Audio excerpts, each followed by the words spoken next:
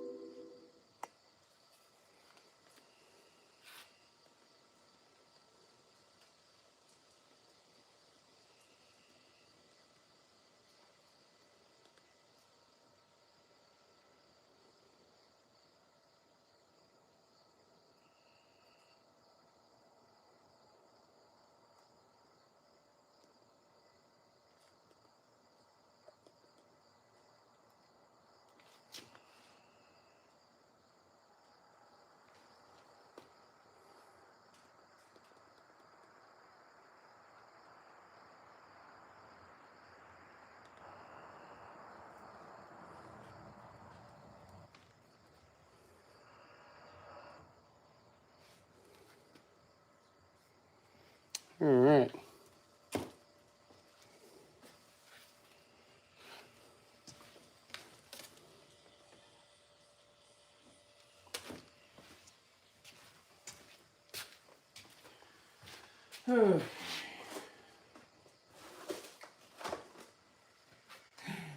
beer.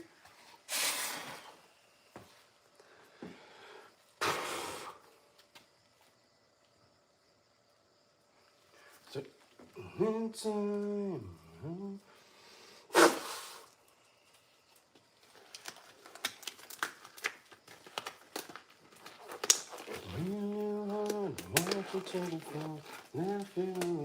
To the hospital.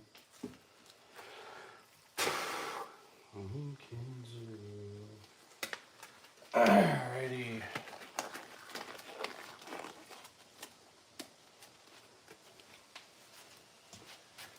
So let's do these little ones.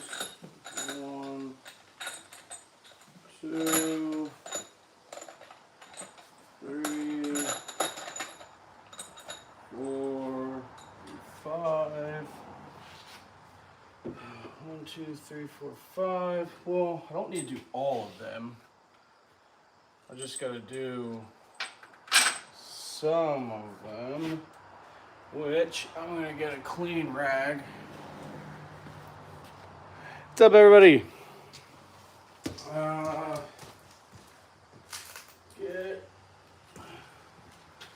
Get a clean rag here.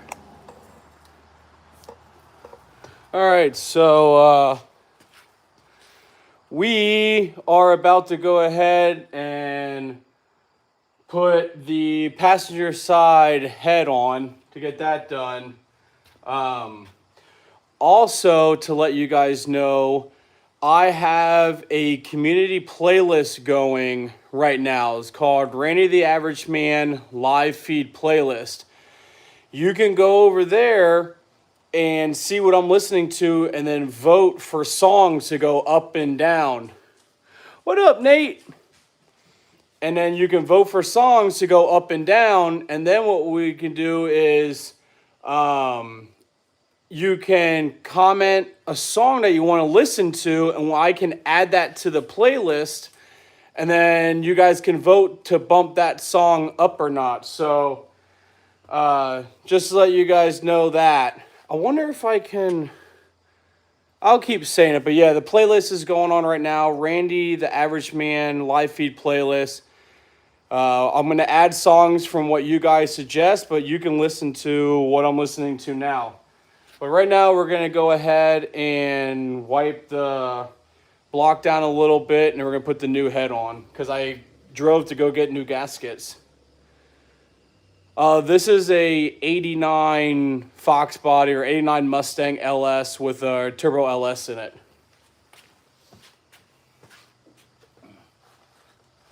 And then, so what ended up happening for this is the reason why the heads are off is because it overheated, and I believe it lifted a head.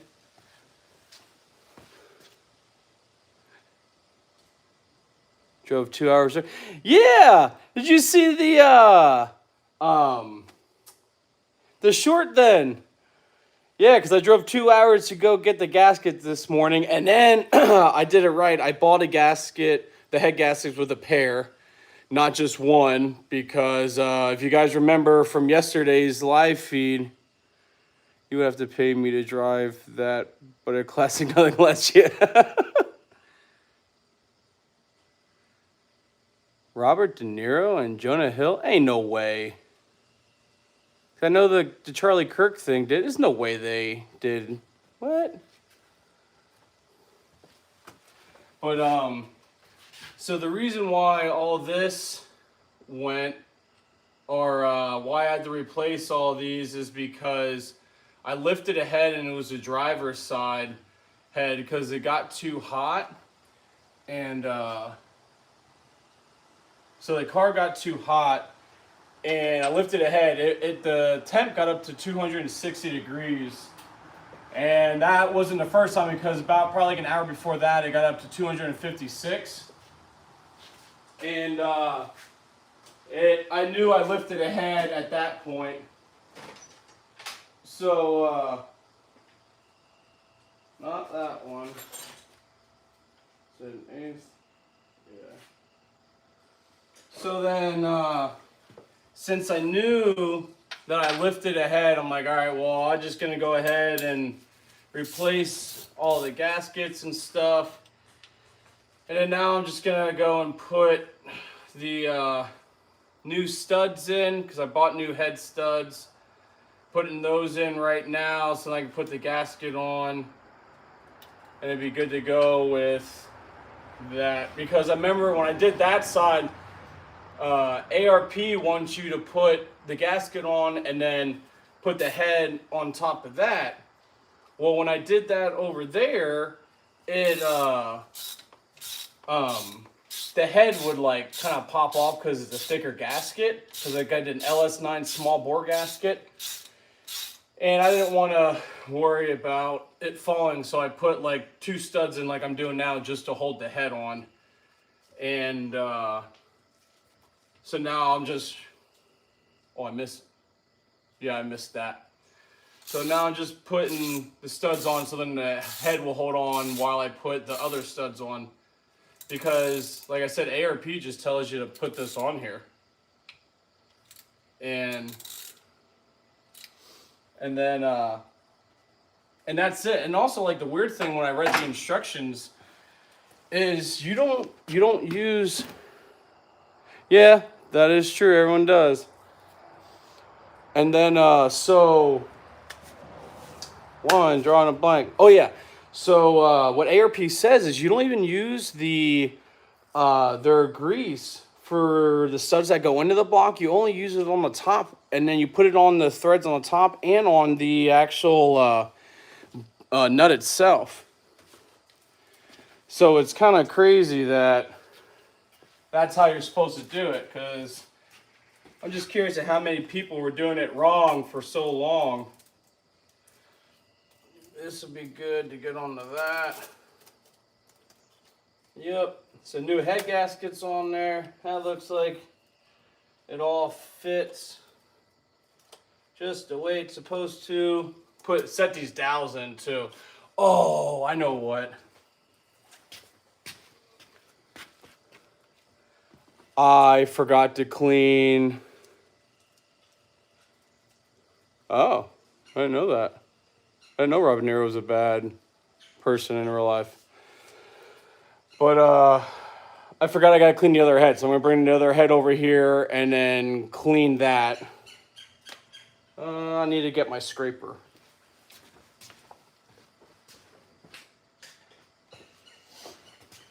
So, also, if you're just tuning in, on YouTube Music, I created a community playlist. It's just Randy the Average Man live feed playlist.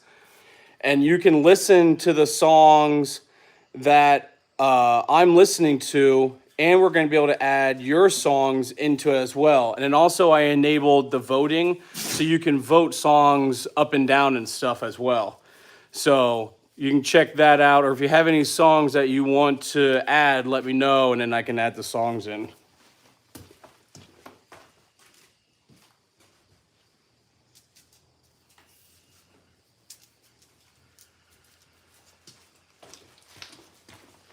right, so let's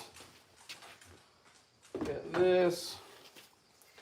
Yeah, I forgot to clean this yesterday, so we're just gonna go ahead, clean this head off, and then we'll put it on. What is that character? That's pretty funny. So let's just get this cleaned up, and then we'll be able to finally start getting into a positive thing. Because if you've been watching the live feed in the last 3 days, or this is the third day, so the last 2 days, it's been a hell of a journey with this. Trying to figure out which head was bad, and then I only bought an individual head gasket, didn't even buy two, so then I had to run and drive 2 hours to get another one from Michigan Motorsports. And then thank goodness they had it, because only BTR has those, because for some reason BTR, I don't know why, but they're the only ones that make or have the LS9 small bore gasket, which is a 7-layer, because that's usually on like supercharged cars, like LSAs and LSXs and stuff. So now I finally get to finish putting everything on, because I'm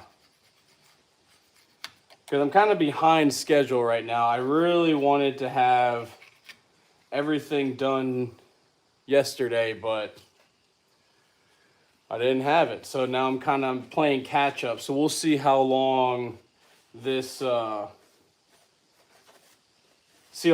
going to take. Because my plan for today is at least get the head on, and then at least start the car, get the coolant going through. And this time instead of doing distilled water with an additive, I'm going to just do the normal, I'm going to do normal GM coolant, because it's getting cold here in Michigan. I don't want my block cracking with distilled water even being in the garage. So I decided just to go with distilled water, and that should be all right. But now we just have to get this cleaned off, which is what most people don't like doing, but it's something you have to do, because you always want to have a clean mating surface on there. And you try to get off as much as you possible. So like even if you come this way and doesn't work, go to a different angle and switch it up. Take your angle of this and dip it down, or make it a little more flat to see if that works out.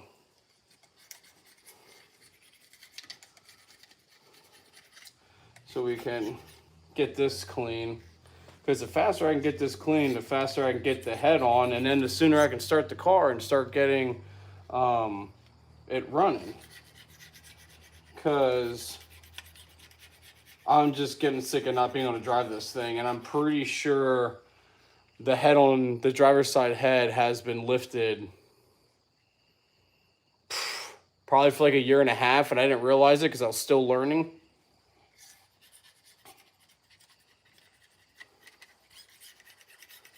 So I'm kind of excited to hopefully this fixes my overheating problem. And then I'll be able to drive it around, because I'd really like to take... Uh-oh.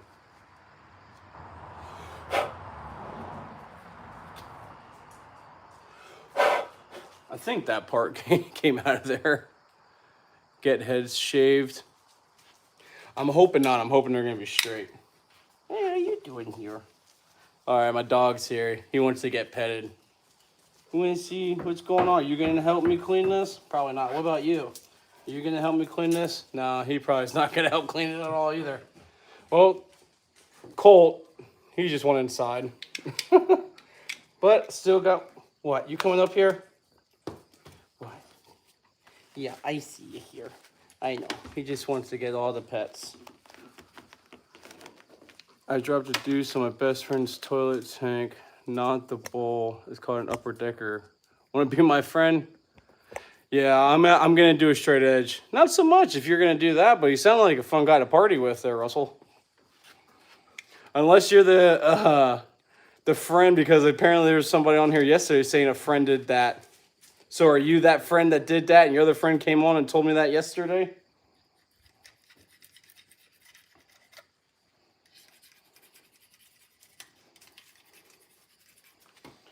Because I remember someone brought that up.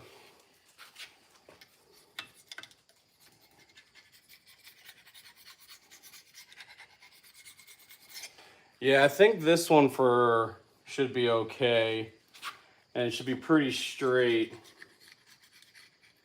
Since this one was fine, because when I took the driver's side head off, I feel news to share my sister is pregnant, so I'm going to be a dad and an uncle. Good for you, buddy.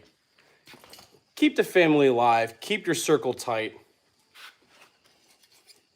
And I forgot where I was going with that. Not you doing incest. Is that a musical instrument you were working on?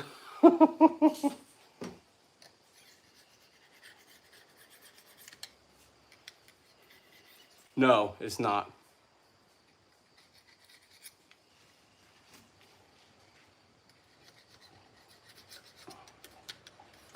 And God damn, I forgot what I was gonna say. I would say, does a cat have your tongue? But I think it got Charlie Kirk. Oh shit.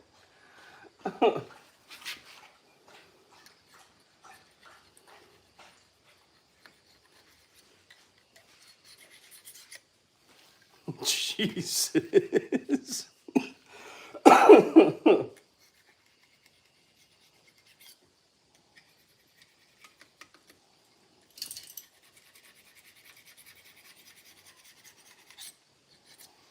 All right, let's flip this over. Get the rest of this done. Where's my other? I think we went outside.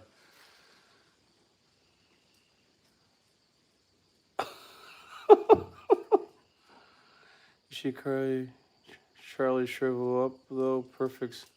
Oh Jesus.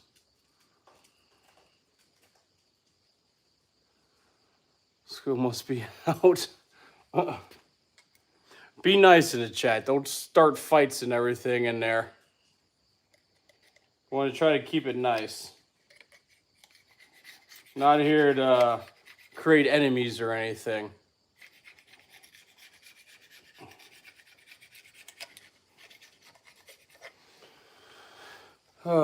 We all just want to see this get done just as much as I do. Or not. Maybe you just want to come in here and troll the whole time. So who knows?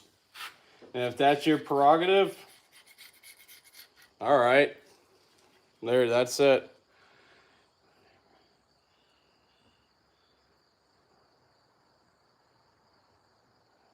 Purposely did not clean it.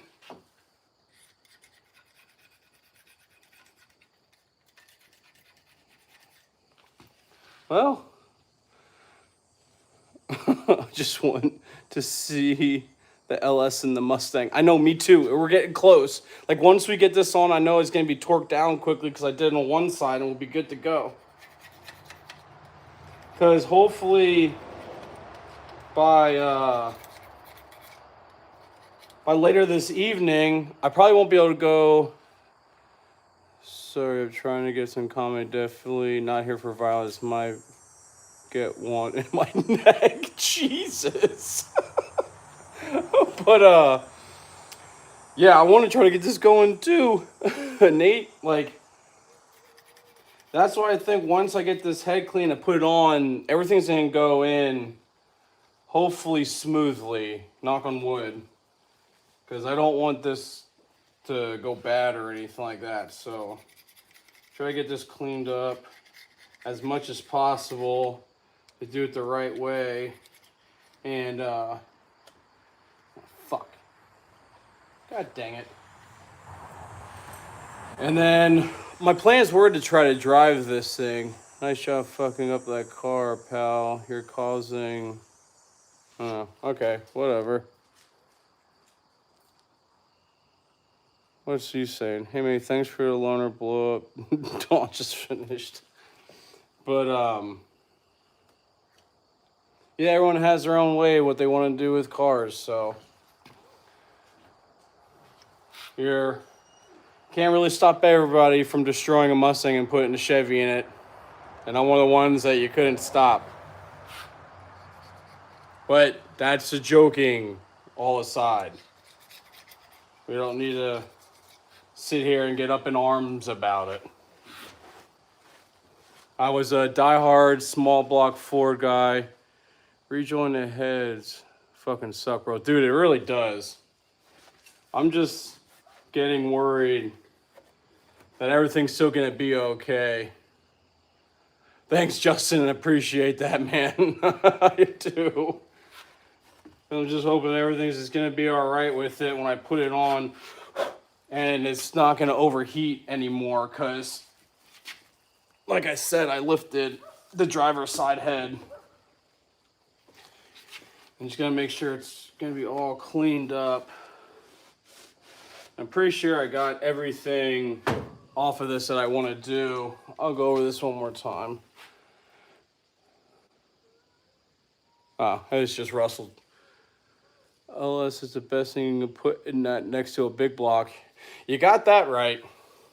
Because if I did put a big block, I would love to be a big block Chevy and I'd do carbureted on nitrous. They sound so nice. I love the sound of like a nitrous big block.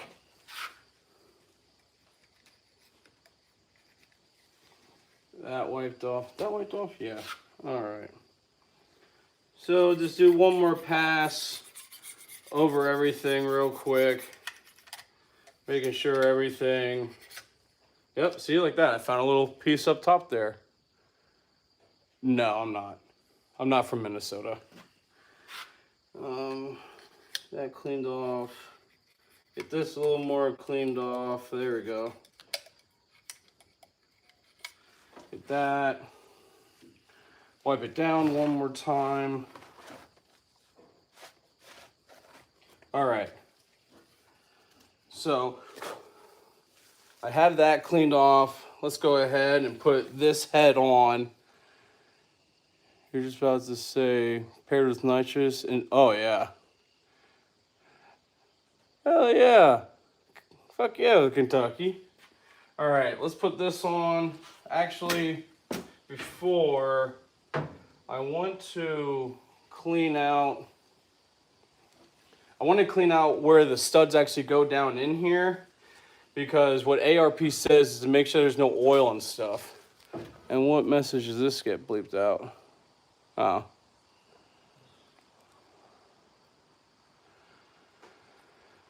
Air blow off.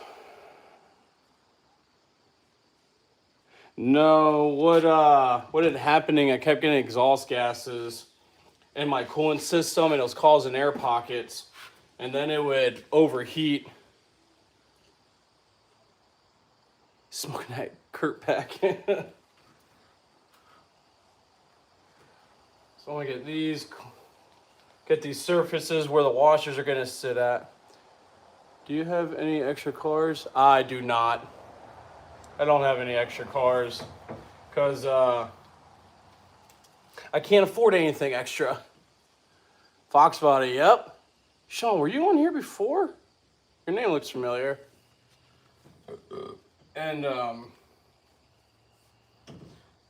yeah, I keep getting distracted. Just sub the channel. Sweet, thanks, Rocky. Appreciate it.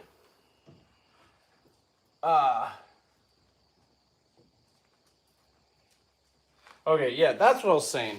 I keep getting distracted by Blue Devil Gasket Sealer is the best for that, bro. Really? What? Were you coming over to help again? Well, hold on, I gotta clean this since we set this back down. See? I got... Get our clean side of the rag. Alright. Now I feel comfortable putting this on. I might have to look that up. New watcher here for sure. Thanks, Ryan. If you guys want, when I put this head on, I'll go over what happened. This is an 89 LX. 89 LX. So I'll put the head on, and if you guys can hear me, I'll say what happened to why this overheated. So what ended up happening was I was doing a street pool because, oh, that's nice. That's on there, good. So I was doing a street pool for Be More Fox because he's tuning the car. And what ended up happening, and I'm going to bring you guys over here a little bit more so you guys aren't so far away. Let's swing this. How's that? Is that better? It's a, yep, motion race, yeah. And then I also have the operator shifter inside as well. And then I also have their catch can that I'll put on there. This is a 5.3. And so, back what I was saying.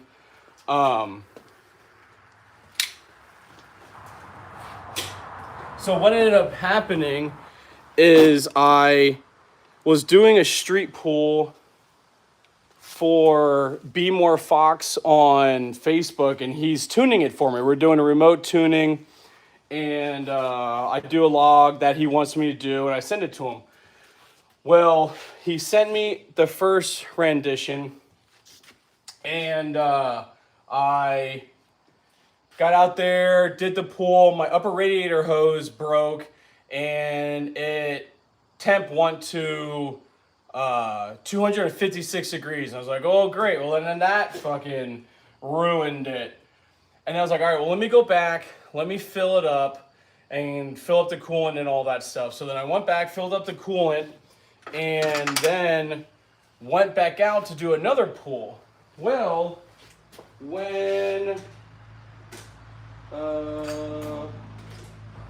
so then when I went out to do the second pool, everything worked. The CO2 came on. I hit 20 pounds of boost. If you go back to my channel and watch my latest video, it shows it. The belt came off. Well, when the belt came off, I didn't have a water pump. So then it went up to 260 degrees. So within an hour, the heads went above 260 degrees. Or 255. So one was 256 and the other one was 260 degrees. And I was like, okay, well, that's not good at all. So then I refilled it again because all the coolant started coming out my reservoir, or the overflow, or catch can, whatever you want to call it. And when I refilled it, and I would let it sit and then let it idle, and then I would rev it a little bit, bring the RPMs up, and bubbles would come out. I'm like, okay, it's just air pockets getting out of the system, out of the coolant system. I'm like, all right, it's not a big deal. Well, I kept doing it, and then the car finally came up to temperature, and then when it came up to temperature, it would stay there, but then the bubbles would keep coming up even when I was revving it.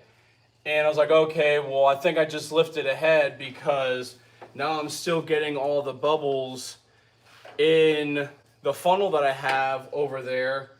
So I'm pretty sure I lifted ahead. And then another reason why I knew too, because it would idle at like 195, 197. And then when I would drive it, it'd go up to like, I don't know, 207 or so. So it wasn't a big deal. But then eventually it would jump to like 211, then 215, and then 218, and then I would have to wait. And I would try to pull over somewhere and let it cool down. I would turn it off, let it cool down, and then once it cooled down enough, I would start driving it again and would do the same thing. So that's how I kind of knew I ruined the engine on it. And and it just overheated, and yeah, I was like, all right, well, it's done, and I need to replace the head gaskets on it. So that's where we're at right now with it. And also, it overheated before. Like, I started building this when I was in Virginia, was when I started this build, and when I was there, it also overheated down there. And I have a short on my YouTube channel of the steam port coming off, and it's shooting a geyser of distilled water about like, I don't know, 6-7 feet in the air because it got so hot. And then that jumped up and that got to 240. And then I think there's one other time that it got to 236. So at the course of his life, it got way too hot way too many times, and that was my fault. Because the first time I got over, it overheated, the water pump went out, and I had no idea that the water pump went out. So I was like, oh shit, well, that's not good. And then I eventually bought a new water pump. Then I bought a new radiator that's designed at 3-core. I bought a 3400 CFM dual fans. And then that finally brought it down. It's just every time I drove it and every time that I would get the RPMs up to like 2,800, 3,000, because that's cruising at like 60 mile an hour for me, it would just overheat. And I'm like, there's got to be something I'm doing wrong. And then I finally started doing more and more research, and that's when I was like, okay, I had to lift the head. There's no way I didn't. And now this is where we're at. So, a mistake on my part, but I'm learning, because I don't have, either the shifter is crazy cool, and I heard the cash can, yeah, they are. Hey, thanks for subbing, Justin. Or Justin. What brand short block is that from? I believe this is a Gen 3 short block. Yeah, it's a 5.3 iron block. Hey, Keith. Good to see you back. Yeah, it's a 5.3. Oh, this is built short block. He's running turbo. Oh, this is turbo. So I have a precision, just 10. I believe so, yeah. And, yeah, I'm running a Precision 7681 turbo on it. Which I started out with an on 376 millimeter. And then when I kept trailing the car, I forgot to put the cover over the turbo. And then the turbine was spinning, didn't have any oil in it. The bearings kind of walked. And then my turbine blades started gouging the side of my turbo. And then I ruined that, and then Precision had a sale going on, so I did that. What does she put to the tire? Right now with 20 pounds, 20 pounds I don't know what it's going to be at, but with the 7-pound springs in the wastegate, I think it's right around like 500 horsepower roughly, because my best 8th mile was a 647 at 107. And then my best quarter mile was a 1010 at 134. Yeah, it is an expensive hobby. And, yeah, and sorry, my best 60 foot is a 146 60 foot. And that's the day I found out that I broke my turbo and then replaced it. And haven't been back to the track since I work all the time. But, all right, let's start getting these in.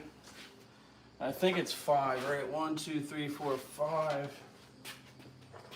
2. All right, so we can get these put in here now, because that's the next step to do. All right, clean off all of these as well. Don't want to put these back in there dirty and all gummy. So then if all of a sudden I gotta put the nut on there and it doesn't work, I'll be kind of angry at myself because I didn't clean them. Let's see. Is this the right one? Sure is. All right, so this is the right Allen for this. This down on here, this down on here. So if you guys are also just joining in, I started a community playlist on YouTube Music. It's Rennie the Average Man live feed playlist, and what it is, it's everything that I'm listening to now. And you can listen along too. And then what we're going to do is we're going to start you guys can put song request on, and we're gonna add it to that playlist so you can listen to your song. But this is where it gets better. I enabled the voting on there.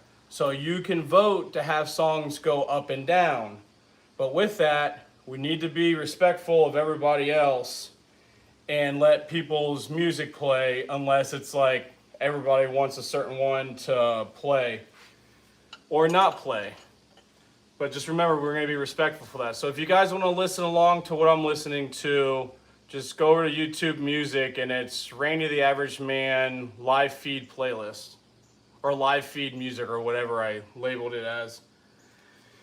And then we can all listen to the same thing, and I don't have to worry about having the live feed shut off, because if YouTube hears a song that's copyright, and it keeps hearing songs, it just shuts the live feed off. And then I have to start a new one. So we don't have it shut off. That's what we're gonna end up doing from now on. And then you guys can join along. I locked the cams up, but the fucking tune is $1,500. Holy crap. Oh, the phasers. Okay. Yeah. All right, I'll keep on wrenching. All right, Sean.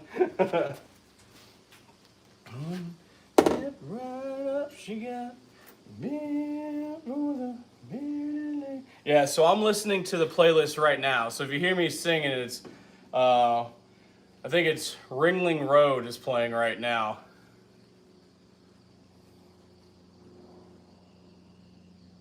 Yeah, because I'm really trying to just do, if I can get this, like, I'm going to do it right. I'm not going to rush this, but I'm also going to try to keep working on this. So I'll eventually just start reading your guys' comments on the live feed, but I don't want to delay too much. So I'm just going to try to keep going with this. So if I don't read everyone's comments, I do apologize, because I usually try to talk to everybody. And then make sure that all these head studs are just down hand tight. Make sure there's no gunk. Yep, like that, just lightly. You'll be done. You don't want to put a lot of pressure on it, because even ARP says that for these, it's just hand tight in there, and that's it. So let's go ahead and just keep moving along, because once I get these on, I got the instructions over here to do, I got the instructions for all the torque sequences, so it's not going to be hard. But I just hope that, yeah, I should be able to get my torque wrench on the back one closest to the firewall, because I'm coming up and coming down, and the big brake booster isn't in the way on this side, so I should be all right. And these are threading in pretty decently as well, so that gives me hope that shouldn't be too bad. And then just hopefully connecting everything back together is will be okay, because I'm on a time constraint. I want to get this done and going before I leave for work.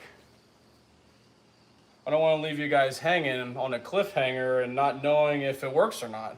Or shit, even if I do start, at least you'll know if it's going to overheat or not. Which I'm hoping it's not. Because I'd really like to be able to drive this to car shows, and my goal is to eventually do a drag and drive with this. That's what I'd really like. I think it'd be really cool. Alright. It's getting a little tighter in there. There we go. That's good. Yep, and that's snug on there. All right, now we did the bottom ones. Let's do all the middle. It's 1, 2, 3, 4, 5, and I'm gonna re-clean in there a little bit, because like I read on the ARP instructions, you want to make sure that where the washer sits on here, it's going to be a clean surface. because when you tighten it, you don't want the washer spinning as well. That's what it says on the instructions. So, gonna make sure these are all gonna be cleaned up. And then I'll just get all the washers on, which I realized doing the washers in the middle there works a lot better with just putting a magnet onto the washer, which I have one here. Okay, middle ones.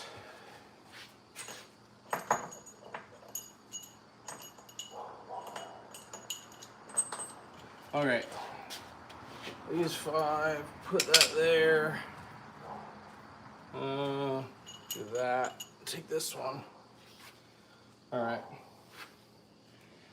Yeah, since I kind of know what's going on, we're gonna skip through it. So let's see. What are you guys talking about here? Lock came up. Put a supercharger in a turbocharger like the. Where'd you get your gloves from? I have to change one every 2 minutes. Oh, I got them from Lowe's. Here, it's these ones. It's the Venom Steel, the rip resistance industrial gloves. I get these from Lowe's. There's 50 gloves in here, so you got 12 or 25 pairs, and I think they're like $17 at Lowe's. So I usually buy these, and this is what I usually wear. Now they will rip, so they'll rip if like if there's like a sharp edge or something. I've had them rip like that before, but like normal stuff like this, these things are great.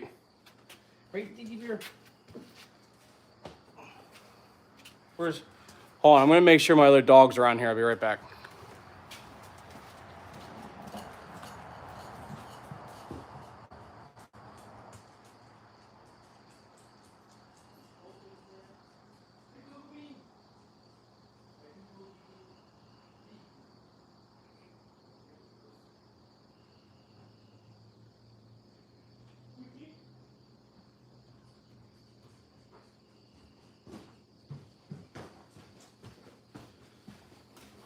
All right. Okay, I'm back. My other dog is laying inside. All right, so let's start putting these ones in here. Right in the middle. Oh yeah, that's right. These are a pain in the butt. Where's my extension? Because I know the extension worked a heck of a lot better. Trying to get these.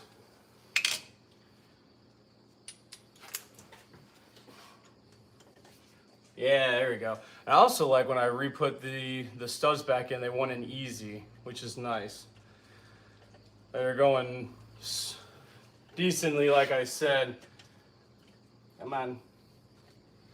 And then everything's oily. So then my fingers keep slipping. Alright. The male person showed up, so now my shepherd's barking. All the time. Alright, we'll just make sure that this is tight in there. Yep. Perfect. Take another one. Where's my other rag? Oh. I should really start doing like different color rags so that I can see everything. Raise hell, praise Dale. Oh, you both are out here now, huh?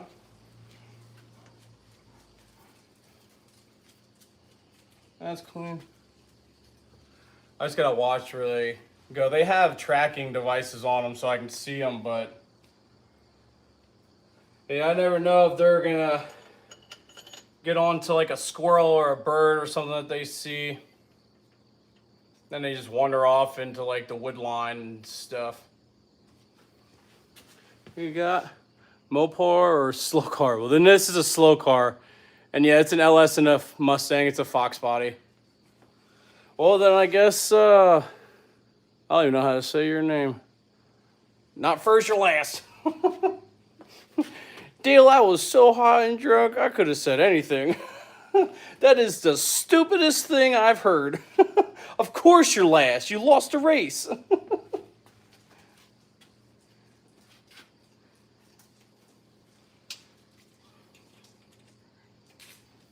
All right. Oh, good. There you are. You gonna be all right? Yeah, you go in here. Yeah.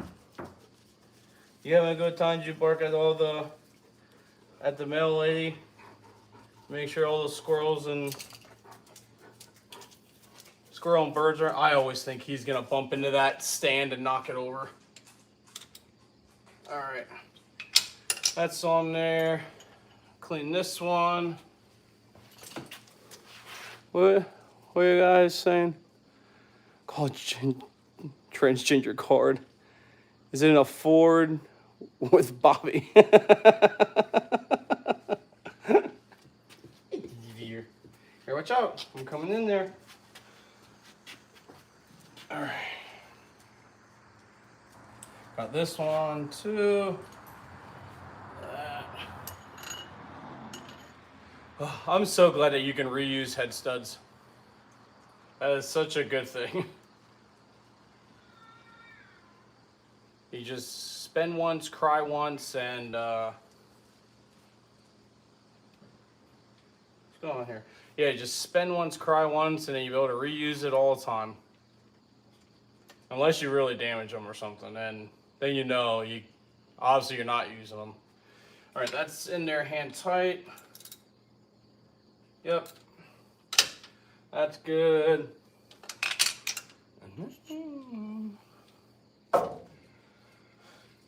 Also, don't forget, guys and ladies, I created playlists for what I'm listening to on YouTube Music. Who said hi? ANJ Smooth. So what's going on here is I do the VVT delete too, but need to get. Oh yeah, keep your emissions just to do that. But so 3SS, what happened is I lifted the driver's side head, doing 2 different pulls, and the car saw 256 degrees and 260 degrees, and it would never stay cool, so I had to replace the head gaskets, and let's just say it wasn't too great, but what I really knew is 2 days ago when I took the driver's side head off, when I took that head off, I went to go take the nuts off the stud, and the whole stud came out, and 2 or 3 of them did that. I don't remember. So the head studs weren't tight, which was my fault because I didn't know the part number or what type of head stud it was from ARP, because depending on what year and gen the engine is, the torque specs are different. And obviously I didn't want to do the factory torque on them because these are studs, not bolts. So I had to try to figure out and see what the common denominator was. Well, I was wrong. So now I know that I have the right ones, and I figured out what part number it is. I can do the right torque spec on it, and hopefully that the head studs are going to sit into the block this time and not come loose. And then hopefully it's going to stop my overheating problem as well, because I was getting exhaust fumes in my coolant, because every single time I'd fill up the coolant and then fill it up and try to burp it, I would let it run, it would come up to idle, the thermostat would open, and it would just stay there. But then I would rev it a little bit, and all the God dang it, I thought all the bubbles were coming out, because I'm like, all right, I'm gonna let it go, and then it finally came up to temperature, and bubbles kept still coming out over and over and over. And then I was like, all right, well, the water looks a little cloudy, but I'm not sure if it was just because I was outside and the lighting made it look like that. So when I went and saw that and started doing a little more research, then I was like, yeah, I'm pretty sure I lifted a head, because then also driving it around, it wouldn't stay cool at all. And that's how I knew, like, yeah, it's done. All right, that's tight. So I can put this back. Now it's time to get some washers and start putting washers and the nuts on these. We'll do 1, 2, 3, 4, 5. 1, 2, 3, 3, 4, 5.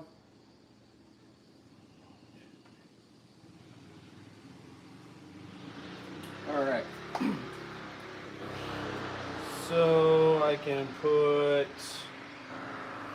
that there. Put the nuts over here so I don't lose them, and also make sure I don't bump them down the intake because I don't feel like taking the head off or trying to get a nut out of there. Because I'm also going to clean all these washers off as well before I put them on there. What are you guys saying over here? You go all the way until the stud stops, right? Before you do the washer nut. Yeah, yep, that's correct. Got Speedmaster cells on APR. Yeah, I like APR. Everyone has them. I know it's a cookie cutter name, but yeah, you put the stud all the way down until it bottoms itself out. And it has a little, here. And this is the side that goes into the block. So it has this part. I forgot what ARP calls it. Cheers, sunfish. And see, these are one of the ones that it came out of the block with the nut still on it. So I gotta take that nut off and put it onto the new ones. But yeah, you put it down until the stud goes like that inside of the block, and then that's it. It's just hand tight. So this one's clean. Put that one on. Do another one here.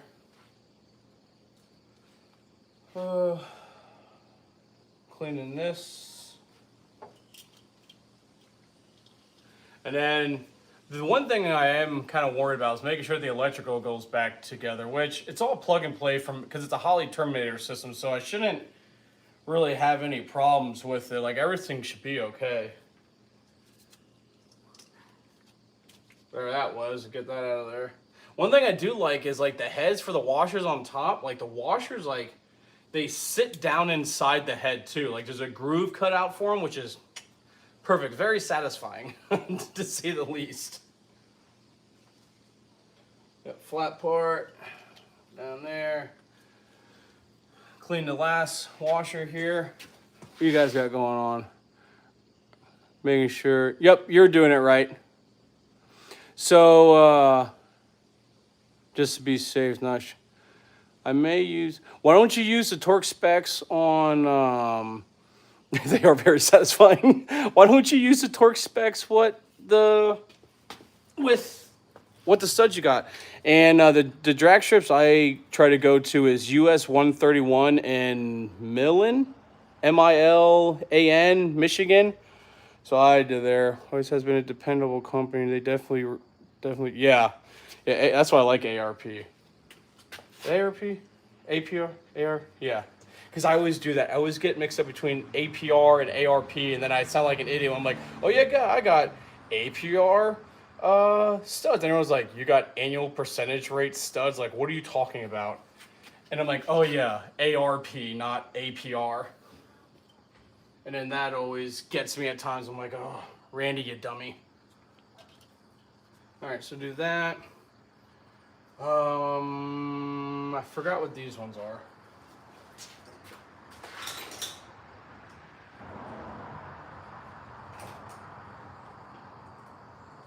Okay, yeah.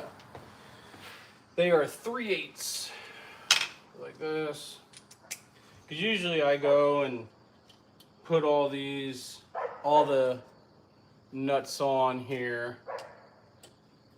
And then once I get everything on, like even the ones in the middle and the outside, then I kind of just tighten them down a little bit. I can watch the head go in, and I tighten everything else up because other ones get loose. Like I just make them snug. Because most of the time when I put my torque wrench on there, I'm not even starting with any torque. They're already like loose. And sometimes they get too loose where I actually have to take the torque wrench off and then actually kind of tighten them up a little more. Get that on there. Get this on there. so far so good with all this.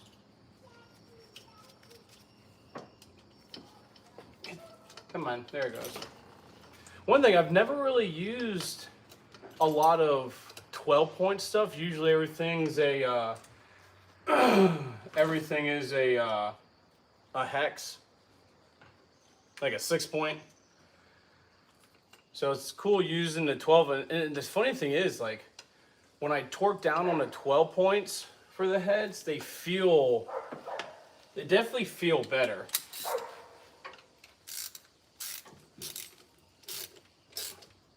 Okay, that just had some dirt on it. What's going on over here? What? Why would Spin Master not send anything? I go to Yellow Belly. Ooh. Wait, Yellow Belly's in Texas, yeah. Extreme Race Park in Texas, yep. Going there Saturday to see Texas First to World Volkswagen Beetle Trip. Whoa, I didn't know that was a thing. That's pretty cool. There's probably some badass bugs there. Oh, so then is that one guy that has the dual engines front and back with the dual transmissions, and he has his shifter on a sequential? Because that's a Volkswagen that's green, and that thing is badass. Like, he has a lot of work done to that thing. And let me go see where my other dog went off to. Hold on.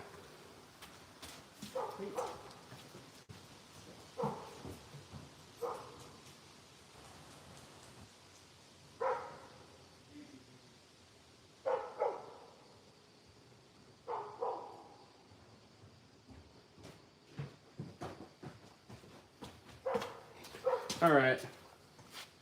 He was just inside hanging out. Almost seen twin ton of Honda Accords. Oh shit.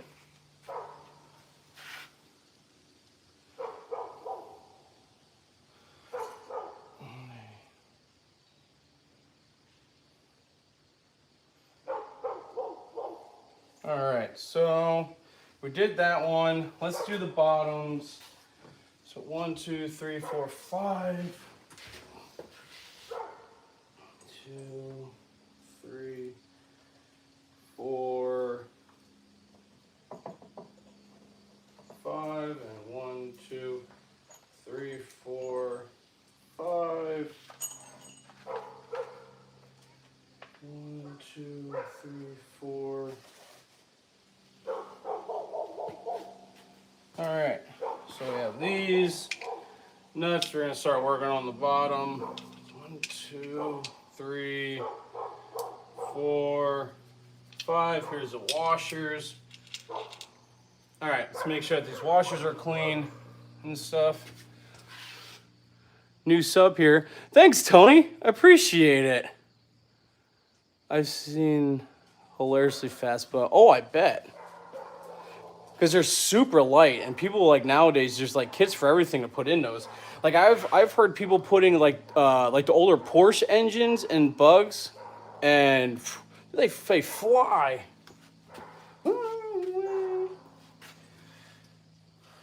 That one. Start cleaning this one off. Oh, come on. There it goes. Yeah. That's good. I thought it was cracked or something, and it wasn't. Thank goodness. Because I have other washers, but they're not the same. And if I don't have to use them, I don't want to. Well, they're the same. It's just one side has like a stamp on it, and then the other side's flat. And both of these washers, it's flat all the way around.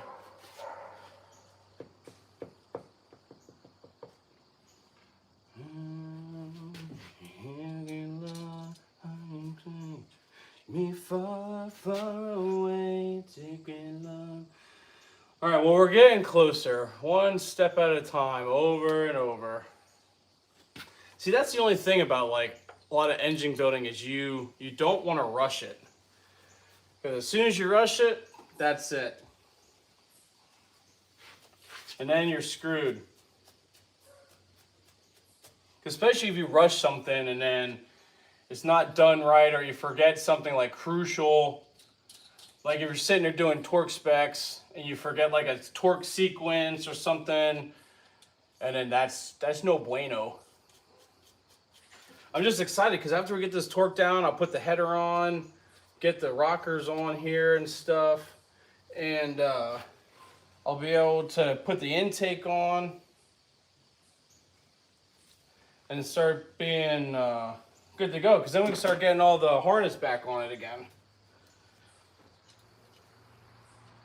Oh yeah, after I torque it down, I have to put the, I'm drawing a blank.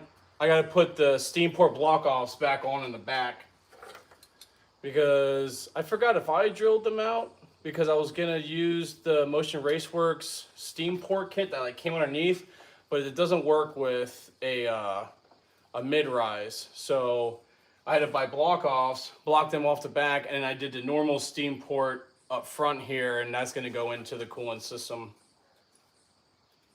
Come on, go on. All right. Well, needs a little help, and it is not this one. But I will need to keep that out, so you'll keep that out. Is it a 1/2 inch? Sure is. All right. It's a 1/2 inch. Let's get this tightened down a little more. Because there's probably some gunk in it. No crack. Don't go in. What's going on here? And sometimes they're stubborn as well.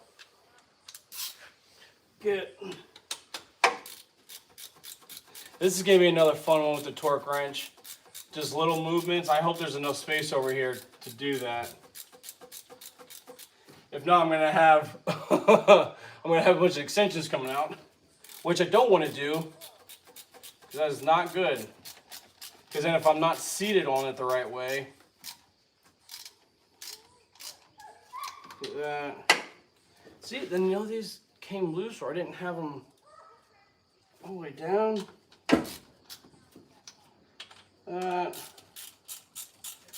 See, and then like that one came loose. Wow, that one wasn't even touching the washer at all. That was really loose. There it goes. Man, so just that little bit on the 3 that I did, it's really starting to compress this down. There. And mind you, I'm not torquing anything. I'm just making it snug, like barely making it snug at all. What's going on here? New sub, yeah. Hey, Seymour's back. What's going on, Seymour? All right, let's see.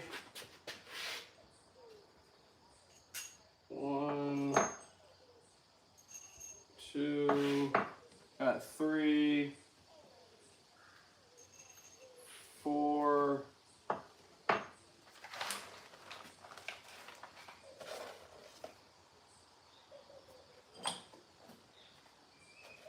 1, 2, 3. Am I missing one?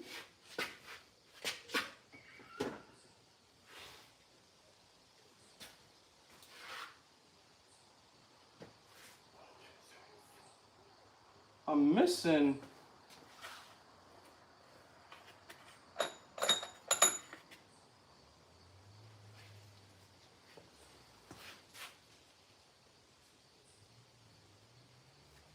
I am missing. I'm missing a whole stud.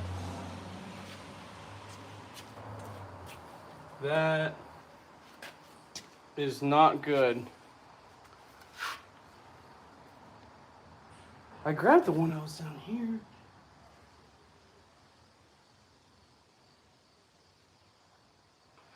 Okay. Ah, okay. I'm missing a stud. That is not good. I need to find that.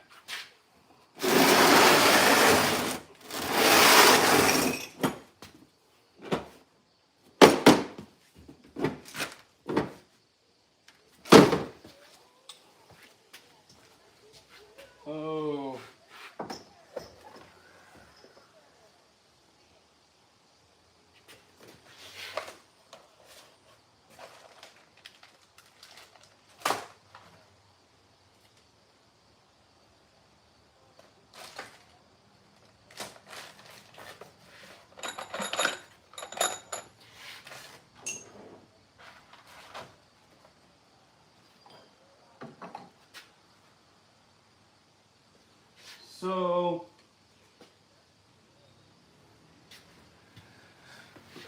So, I am.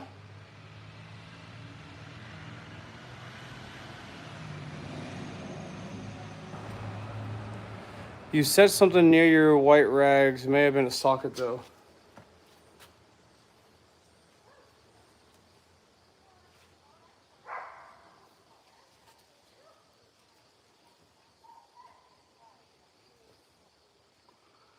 Yeah.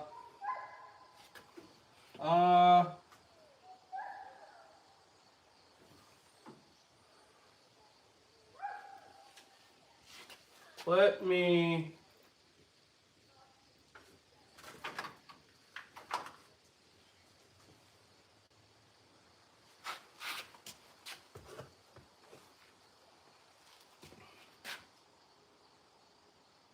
This is not good.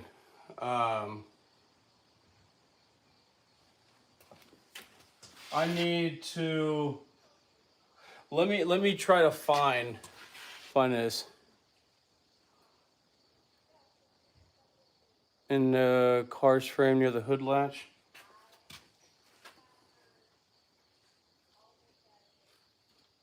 No, it's just the extension, socket, and then I have my magnet.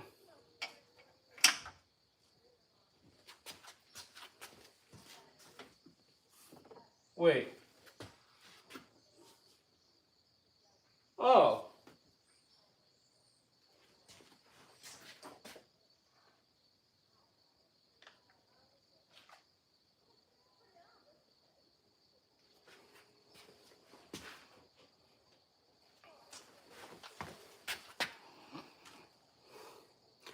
I didn't lose a stud.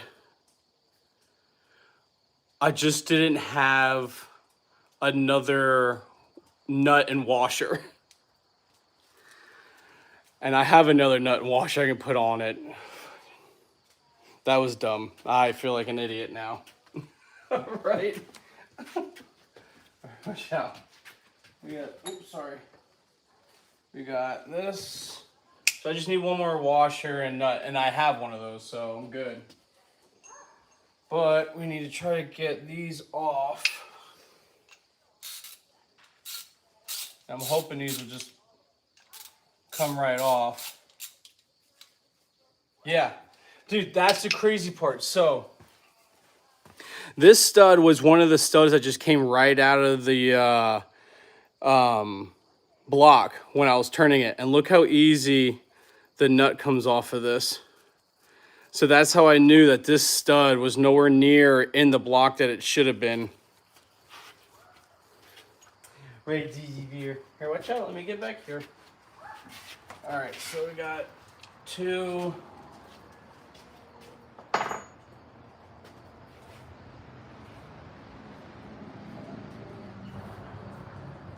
Then we have 3.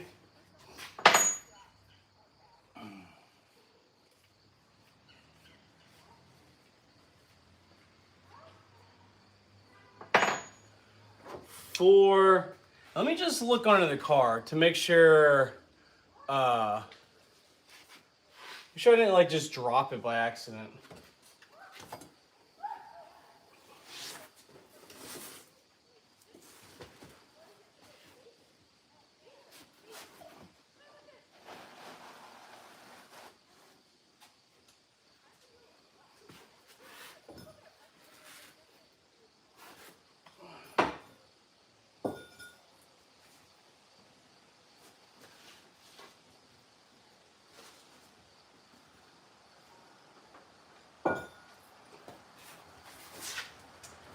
Yeah, I don't know where that last stud went off to, but that's all right. I have another washer and another nut to go on it, so that's fine. Because I don't think I put it like in here.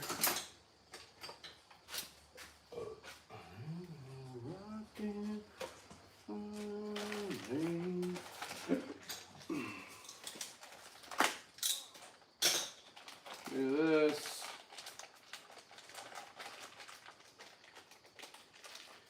Take that one and one of these.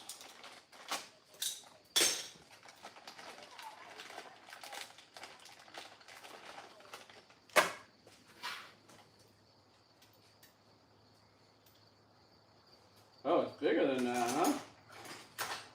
5/8? It is. Okay.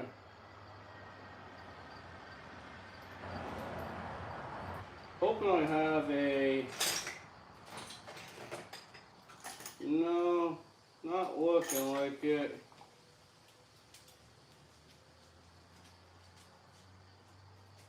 This is why I need to get like a, what is it? Like there's a whole new toolkit that has everything, because I don't have a 5/8 deep well 6-point. All right, well, I'm gonna clean these washers off and start putting these on here. Actually, like this.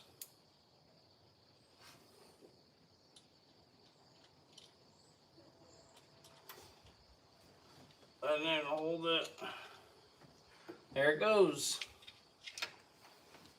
Clean this one. Oh, both of them came out.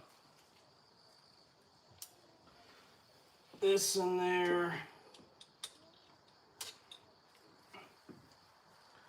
Clean this one off. What are you guys up to in here? Well, I saw you counted out 5 and 5 unless you lost it when you checked on it.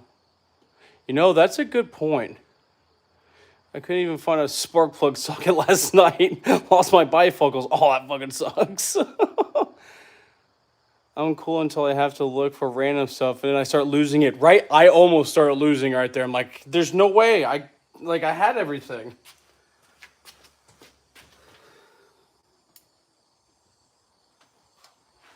But come on. Because eventually I want to build a new engine, but I don't have the money for that yet. I gotta save up first and stuff, and then be able to actually save up to build a new engine or buy one. I don't know. Like, cause that's on there. Because I have an a carbureted LS swapped S10. It's a 97 S10. And I would love to build like a 6.0 for that, or have my buddy Brandon down in Virginia. He has a shop down there. And I think we might be building he might build me a 315 out of an old Iron Block 5.3 that I have. And then for this, I would really like to... Does that go down in there? I think so. I think that went down in there. Yeah, that's it. Because I want to make sure the washers are going to sit flat, because it'd be my luck, it'd be crooked, and then I go and put the nuts on there, and then I'm screwed. And like cross threads them. That's right. So that here. What am I doing here? This it? Oh yeah, this is it. So this and this. And all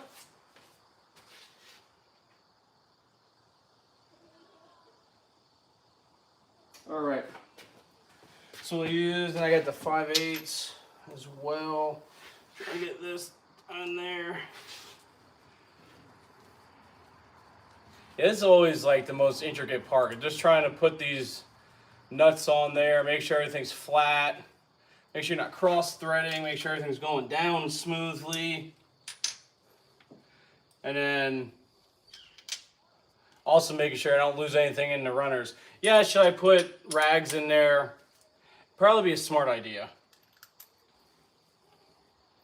But how are you going to live life on the edge if you don't? Perfect.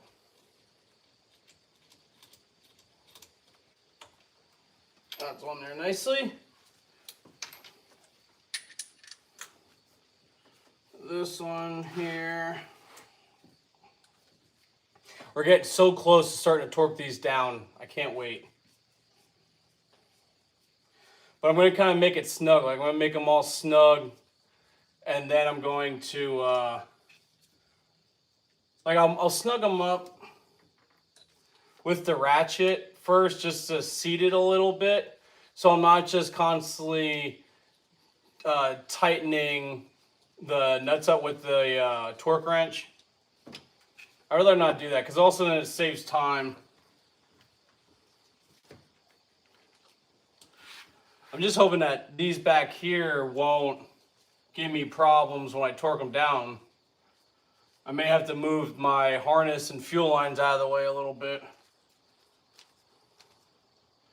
All right, those are on there. Stupid question here. So your gasket was already in place on the block before you sent the head in place. There's no gasket glue using this.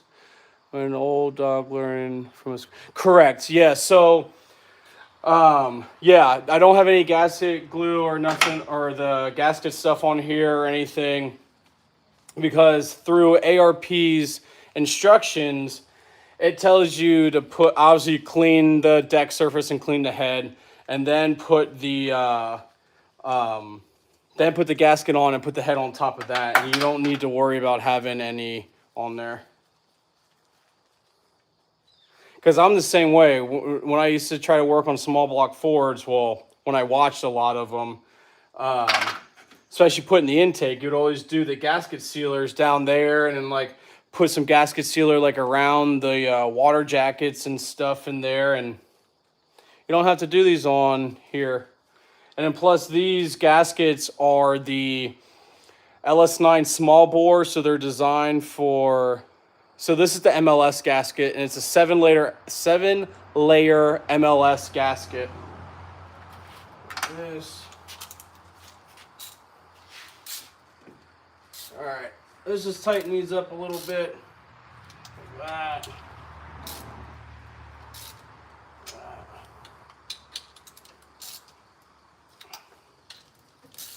Also, I like doing this too, because it will show me if I can reach all the bolts with my ratchet, and then I can figure out how to reach it with the torque wrench when I get down to that.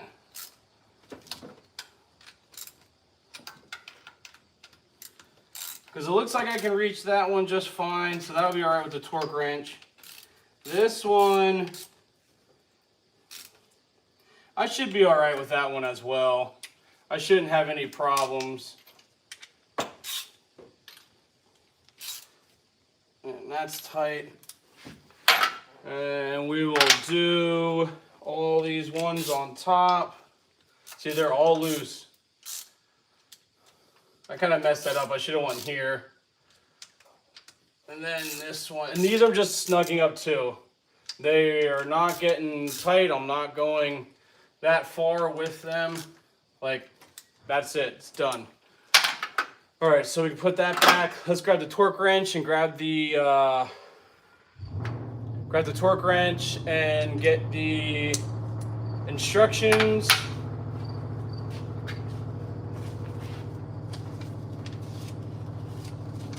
So we make sure this is done right.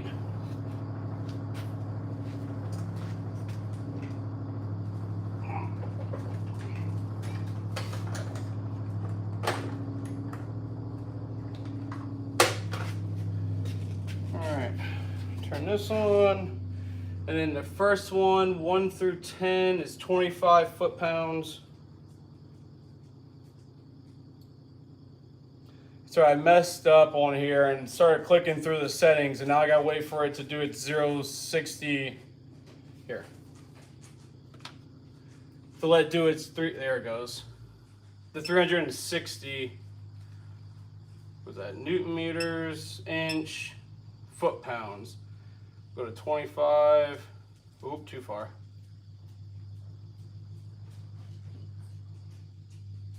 Come on, come on. There you go, 25. All right, one dog, one in. Let's make sure the other guy.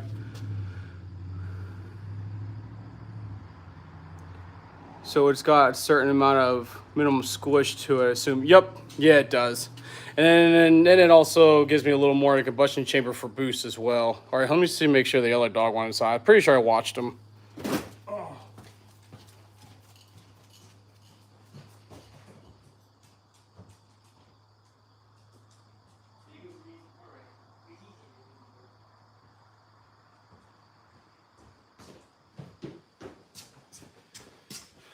Okay, here we go. We're all good to go. Let's see.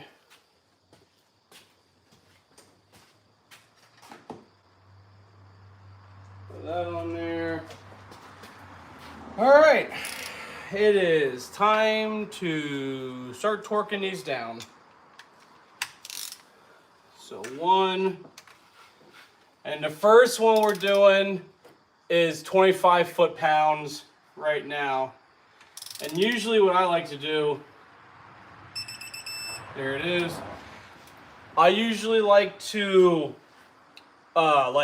stop halfway and then ratchet back and then get the full, like, I watched and also told that you don't want to like go up, because these are 25 foot-pounds, so you don't want to go up to like 20 or like 23 foot-pounds, stop that, have to ratchet back to get the other two. You want to go right to it. So I try not to go any more than like 2/3 of whatever the torque number is, so that I have that other third to come back to ratchet up. Or what I saw could have been completely wrong, so who knows. Honey mustard. I like honey mustard better. This one will be 2.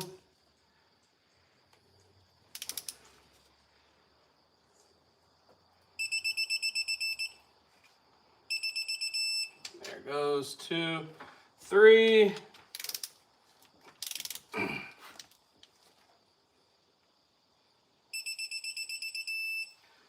3, 4.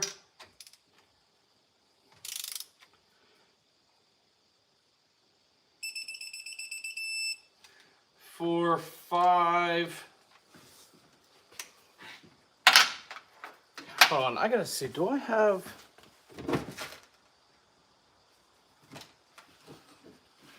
Yeah, I do. Actually, I can leave that one back in here. And put this back. And grab this one. There we go. I forgot a spark plug socket is a 6-point. And this is 5 to 25 foot-pounds. There's 25. We go to 6, which would be this.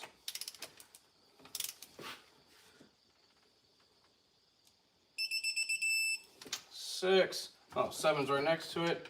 All right, this is, oh, sweet. I'm not going to have to worry about doing little ones.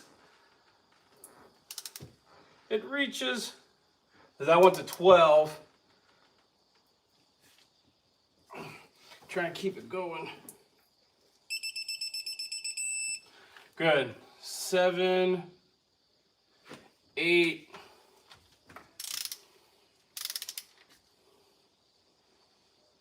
Keep it going. Beep. 9.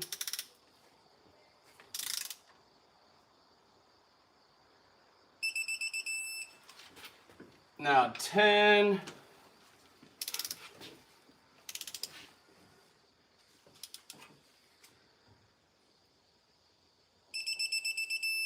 All right, so we got 25 done. So the next one is going to be 50 foot-pounds. So bump this up. Get this up to 50. Oh, shit, too far. This thing jumps so fast. Oh, God damn. It jumps so fast when you hold it. All right, 50. Let's see what you guys got going on here. With a dab of moose turds. What is that? What is moose turds? All right, we're doing the second torque sequence, and this is 50 foot-pounds we're doing this time. So 1,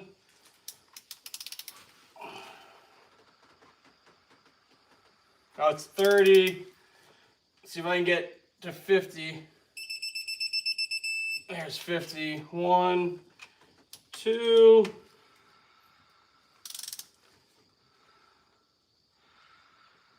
And I went to 35, so I got 15 more pounds. That's where I usually try to stop. There's 50. 3.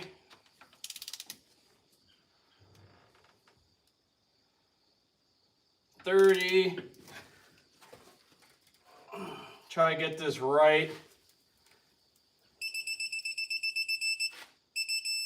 50.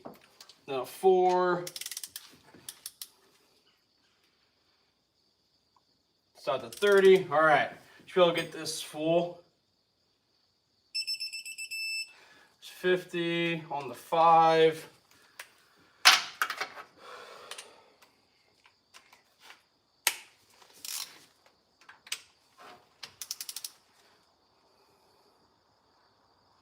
That kind of went to like 33.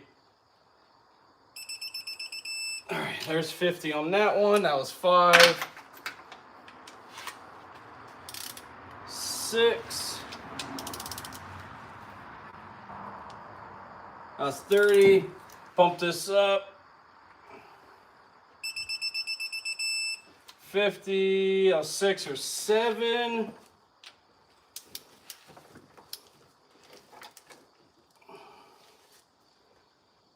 That went 35. Now there's 7, 8. See if I can get this one full turn. Yeah! What does it say? Cat soup, huh? Wash your sister's sauce is way better than soy. Oh, Worcester sauce. All right, so that was 8. Let's do 9. Try to get this whole thing in 1. Oh, I failed. I did exactly what I did not want to do, and I messed that up. You got it, Bubba. All right, now last one, 10 back here.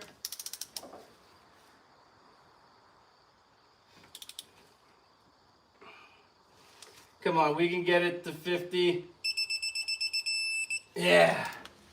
It's always funny, like, hearing people say, or like how they kind of spell Worcester sauce, or like sometimes like Worcestershire. Let's play that righty-tighty, don't come lefty-loosey. Yeah. I get so worried if it's going to go like, instead of going righty-tighty, lefty-loose, so I'm afraid it's going to go lefty-loosey. Hamburger, you're back, buddy. Seymour is in here as well. And but I'm always afraid that I'm going to go righty-loosey, and it always scares me. And Hamburger, what's this here sauce? Also, Hamburger, you finally came in. We just did the first 2 passes of 25 and 50 torque. Now I'm on the final pass of it for 80. T-Bird. Whoa, she's the she chashia.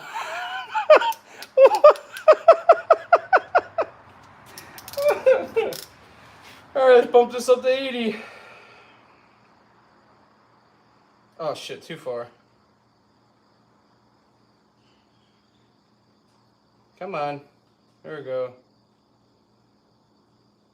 Alright, well, alright, now we're at 80. I just call it, what's the here sauce? Just a little bunch of chrome parts for the ripper I'm gonna work while watching. Hell yeah, buddy. That's right. You do mountain biking, right? And so I'm pretty sure you do the mountain biking. And if you do, I remember yesterday you said you took off your oh my goodness. You took off your water bottle holder. So what, are you using like a hydration pack or like a Camelback or something? Or are you putting it back on then? All right, let's quit talking. Well, for me, and then I'm gonna get this torque down to the last. So this is 80 foot-pounds. This is the last pass. The scary one.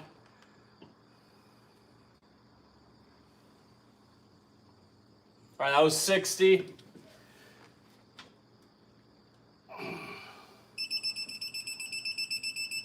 Oh, good. All right.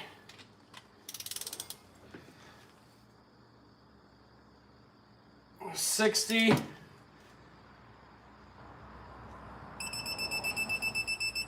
All right, there's 2, 3.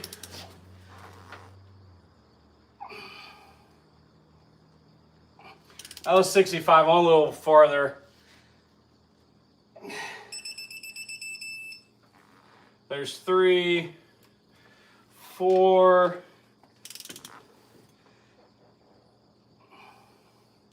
There's 65.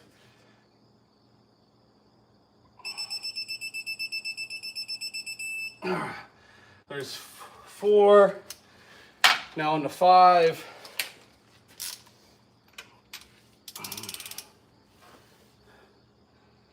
Like that. There's 65. Good old 80. That was 5, or 6 is back here.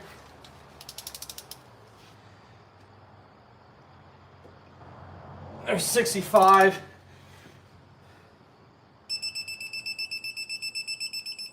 There's 80. 7.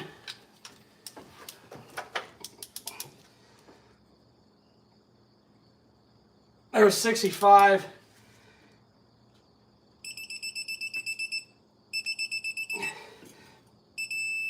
There's 80.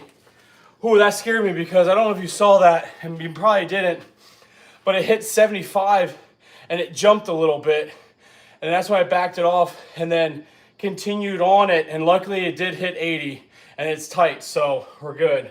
There's 7. Here's 8. 65.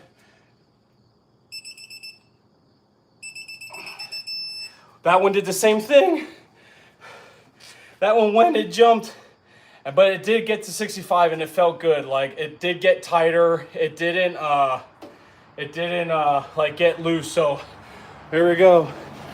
No water while riding. It distraction, less weight. Ah, yeah. Worcestershire.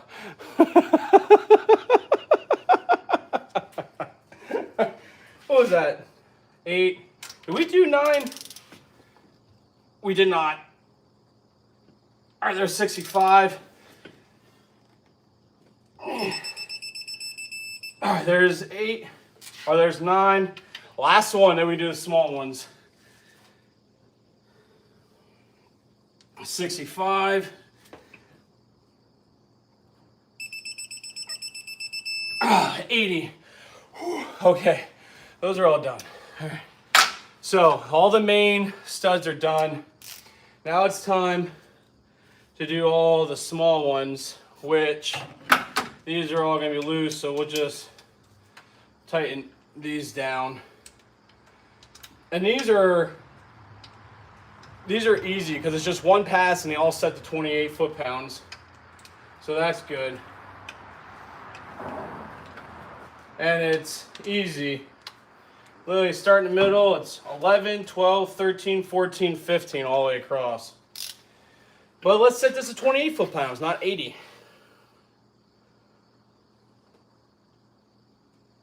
Oh, so close. I stopped, I don't know if you guys see, I stopped it at 28.5. I was so close. Hey, only games. Why are you turning them left? Okay, so the reason why everything looks backwards is because I have the phone camera facing me, or like the back, I don't know, the forward facing camera. So everything's flipped. So I can see what you guys are saying, so I can talk with you guys. If I had the back camera, it would look like I'm going the right way. So everything's flopped, so that's why it looks like it's going to the left.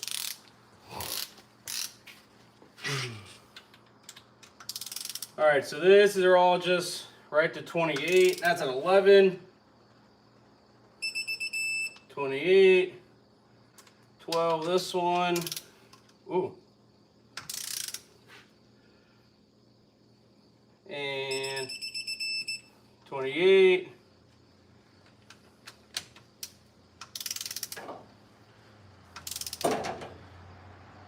That's 16. 28. That's 13. 14.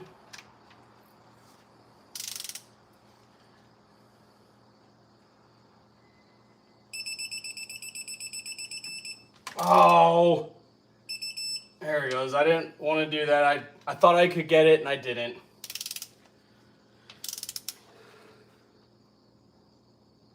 All right, there's 17. And there's 28. All right. So torquing the heads are done. Now let's get the rockers and put those rockers on. I don't need any of this stuff.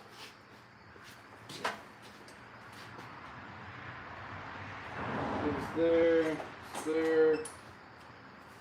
This goes here. Put this back away.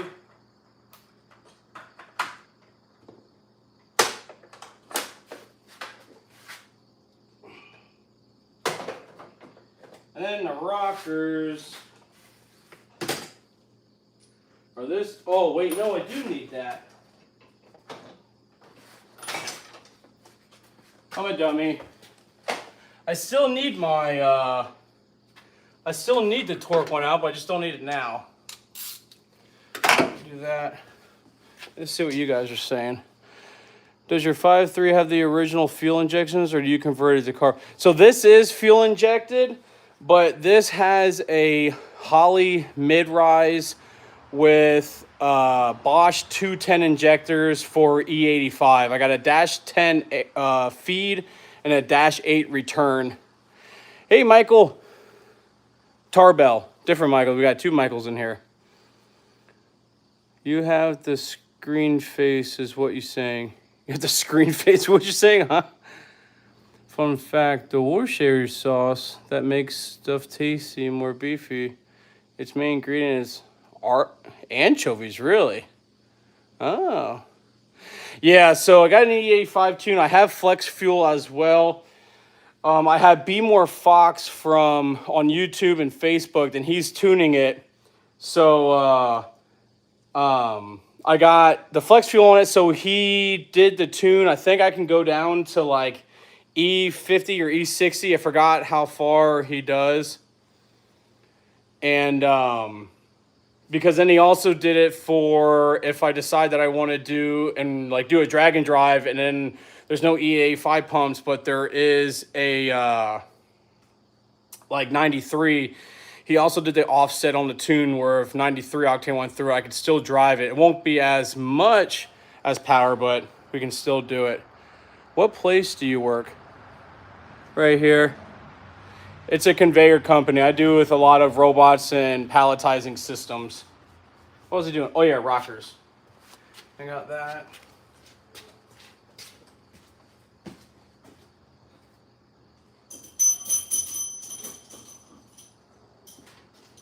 See?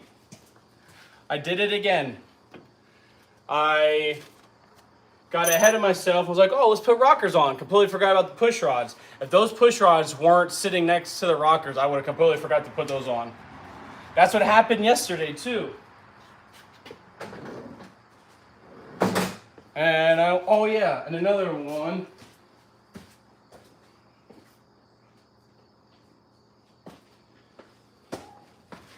And then another thing. First parts. Just put on some of the first parts and they look insane. Hamburger, are you gonna post anything on your YouTube channel on that bike? Because it'd be cool to check that out. Nice to meet you. 5. Ooh, BMW. Yeah, I can do the same. Oh, that's awesome. What do you do for a living? I'm a millwright. Well, I'm not a certified millwright, but I do the jobs of millwrights. And I install equipment for bottling manufacturing stuff. So like I'll install robots and conveyor systems and stuff like that. But what I was getting at is I use this because I'm going to wipe the push rods down and then I'm going to put some of this driven Pennsylvania grade JP1 assembly lube on it.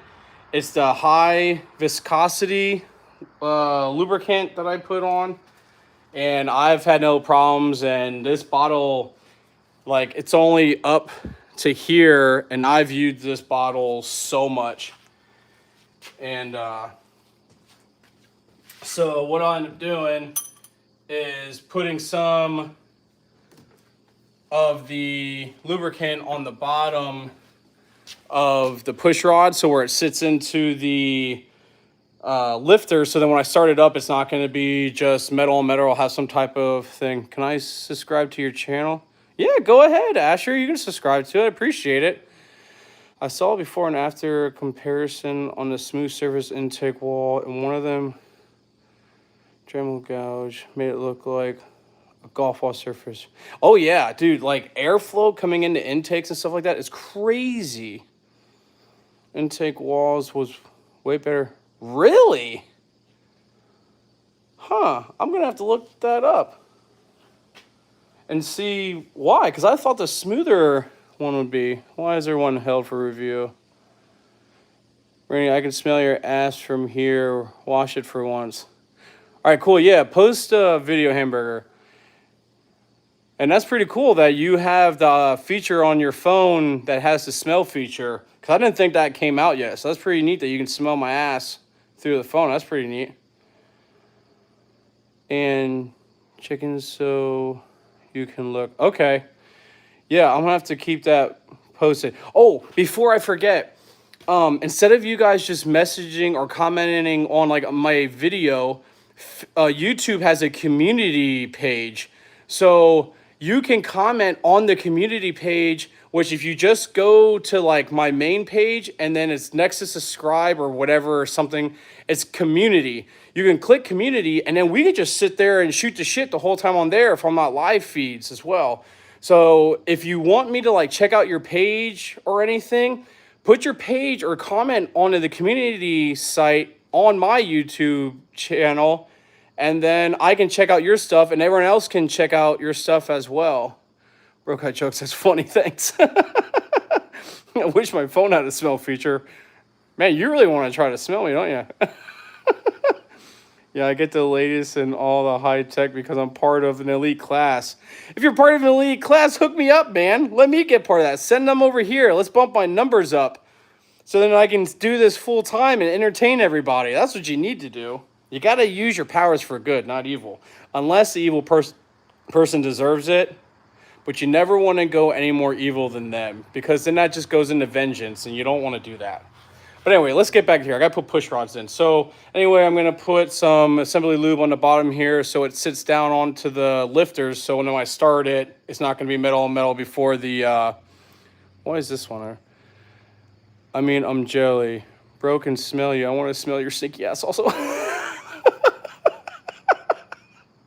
You guys are a fucking riot. I love it. All right, let's get this done. Put some of this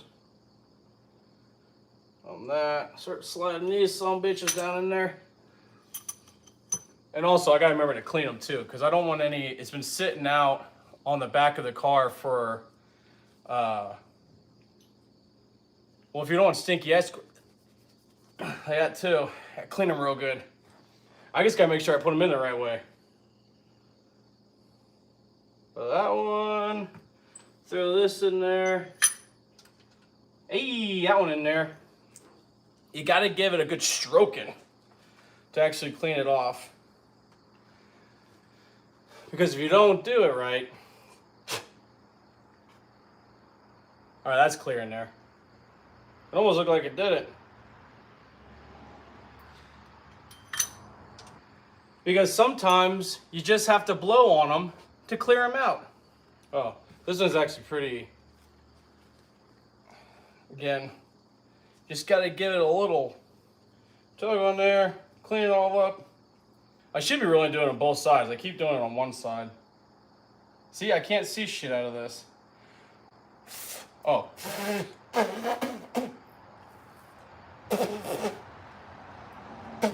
There's actually oil in that. Is it clear? Yeah. All right, good. That's clear now. Put that one there. Put that in there. There's like, I do this over and over and I end up putting I forget in steps. Like I want to just start throwing it in there. I'm like, no, Randy, you got to put the lube on here. Put the lube on here. Man, that thing's hot. Yeah. Oh, all right. Another one's like that too. So that should be all right. Let's get this on here. I'll come read the comments and stuff once I get these last three in there. Every single time I go over read the comments, I end up getting distracted. And then everything takes longer. And I know that there's been some people that's been following me with this for like the last 2 or 3 days. I know they're excited to get it going. And so am I. So I want to get this on here and quit getting distracted. Because then rockers will be next. And that will be good to go. And then I oil up the rockers as well to make sure that they're going to be good to go. Okay, so that's on there. We could probably get this out like that. All right, let's see what you guys are chit-chatting about in here so I don't feel lost in the dark. You're my favorite. Thank you, Asher. Appreciate it. I wish my phone had that feature. I can smell you want to smell your stinky ass also. So I did it. Had something to do with texture walls forming a turbulence barrier that minimizes the fuel or sticking to the walls, and it liquefies side by side in a difference. Oh, I'm here all day with the jokes. Hey, that works for me, Drippin'.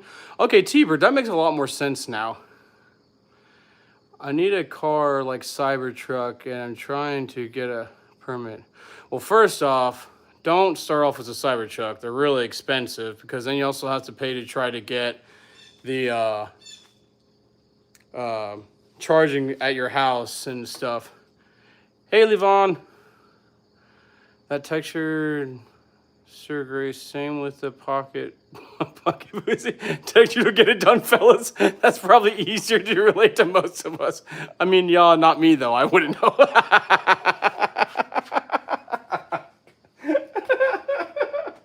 See, now oh yeah, rockers. See, this is why I don't read all the comments and hang out too much there, which I love it, don't get me wrong, but then I get distracted and forget. Hold on, let me get the rockers.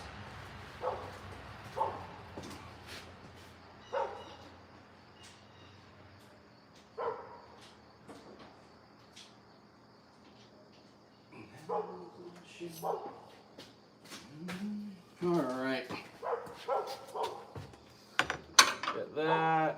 Get these all lined up here.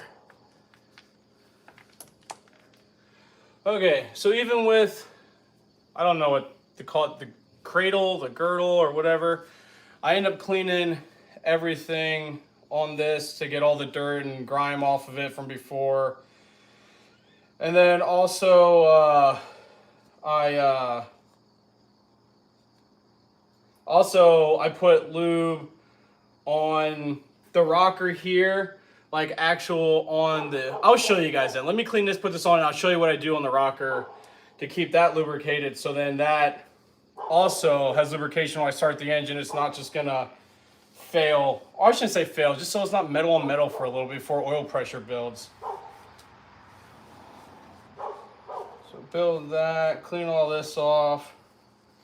And I usually just do like the front and back one, just rockers to hold it on. All right, so we can get this. Yep, that's the right way. That's on. Okay, so great name, Levon. Hello, hello, Mr. Tigers. Why is this one held for review? Do you want to see Charlie's hand lock up like a retard when he was bleeding out? Well, yeah, that kind of happens when it goes through your neck, and depending if it hit his spinal column, then all brain loss, so then you have no functions. But anyway, back to the rockers. So what I will end up doing is I clean the surface here that sits on top of, I guess, the valve spring or the valve. I clean this section up, and I put lube in here, and I put lube. Oh, okay, I thought it was someone coming through the woods. I put lubrication here and on here, so then it's lubrication on that as well. So then it's all good to go. Yo, All Motor, welcome back, buddy. Hamburger and Seymour's is still in here. T-Bird's back, and there's one other guy too. I think Nate, he's back as well from yesterday. All right, so just lube this surface, and right there. Get this put on.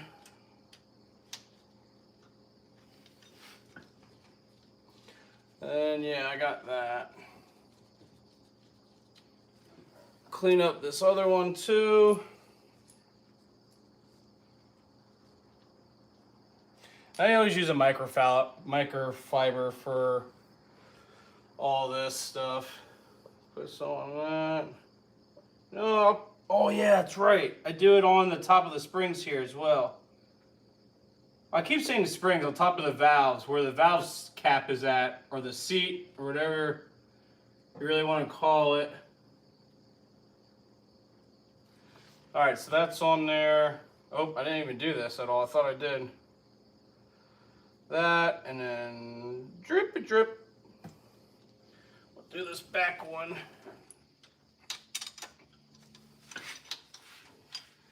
Yeah, I usually just do the front and rear one just to hold the whole cradle up there.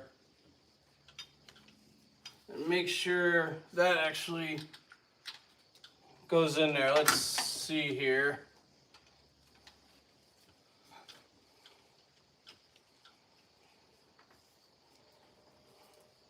That is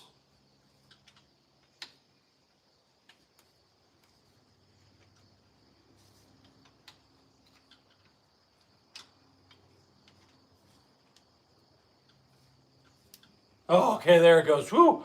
I was getting worried there for a minute.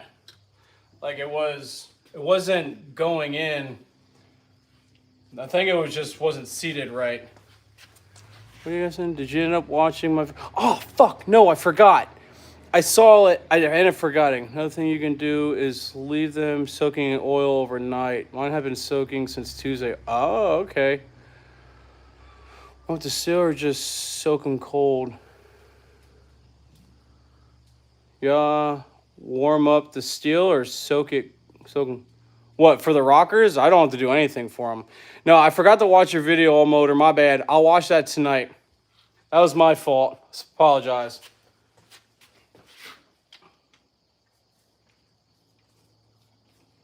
I did see, I think you commented.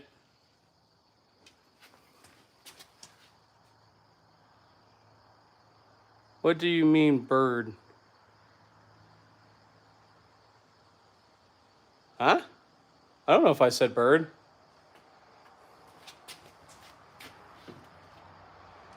Put this one down. All right, now so I'm gonna keep trucking along at these. I'll try to look at your guys's comments on there, but we're gonna try to get this going. Because I really want to get this running before I leave. Because even if we don't get to drive it today, it would just be nice to know that, like, hey, it's not leaking, it's not overheating, it's all good to go. And I want you guys to be able to see that. So I've been trying to get this going. I'm just lucky enough that I was able to get these gaskets. And I got real worried I wasn't going to get anything until I remembered Michigan Motorsports is 2 hours from me, so I was able to just drive down there, and luckily they had the BTR LS9 small bore gaskets, head gaskets down there.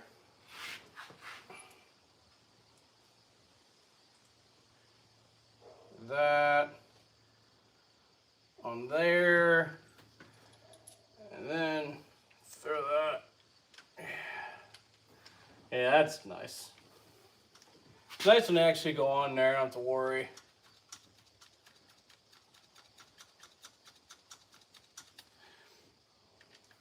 Turn this on. Yeah, because once we do this, and I get the rockers torqued down, and then I can put either the valve cover on, or I'll end up putting the headers on as well. So then that's done, and I can connect the hot side and put the hot side on, and then intake. Actually, I'll probably do that in intake just so I don't leave the runners open and exposed to the atmosphere. If it be my luck, I'd be dumb and drop something down there, and I'd be angry with myself. And I really don't want to deal with that, because I really don't want to go back in time trying to take all the stuff off because I dropped something down in the intake, or down in intake runners.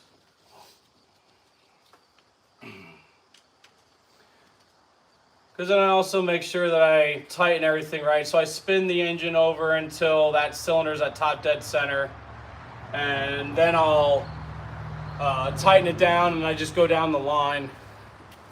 You saying soak them in oil if you would soaking. Oh, just drop them in a tub. Regardless of heat, oil patches in the rocker. Yeah, that is true. Oh, that's what he was asking. Warmer. Okay.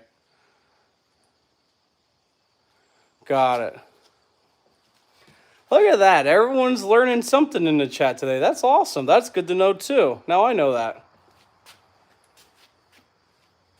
Because I've never done it. I heard about lifters, but then I heard sometimes that you don't have to do that with lifters. So, but the majority of the time I hear people doing it with lifters anyways. And I think that's what I end up doing. I think that's what my buddy Brandon did when he built this engine. He soaked the lifters. Actually, no, I did. Because the other engine in this, the other engine I had was bad because it lost oil pressure. And then I bought this engine and put these heads on, but I took all my lifters off. So yeah, you are right. Yeah, that's what I did as well. I had my lifters sitting in oil that I was using. I usually use like the Rotella T6.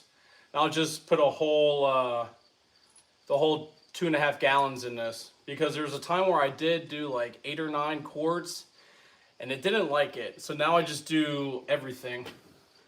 And it loves it. The oil pressure is great. Sometimes it scares me because the oil pressure will get up to like 100 psi.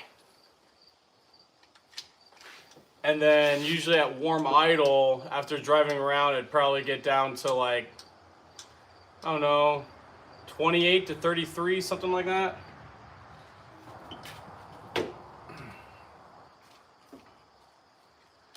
Got this.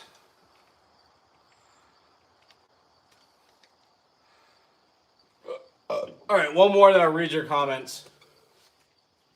Just want to get this on, and I'll just snug them down a little bit as well.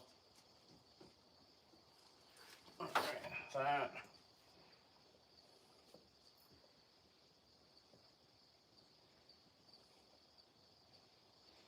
Got that one.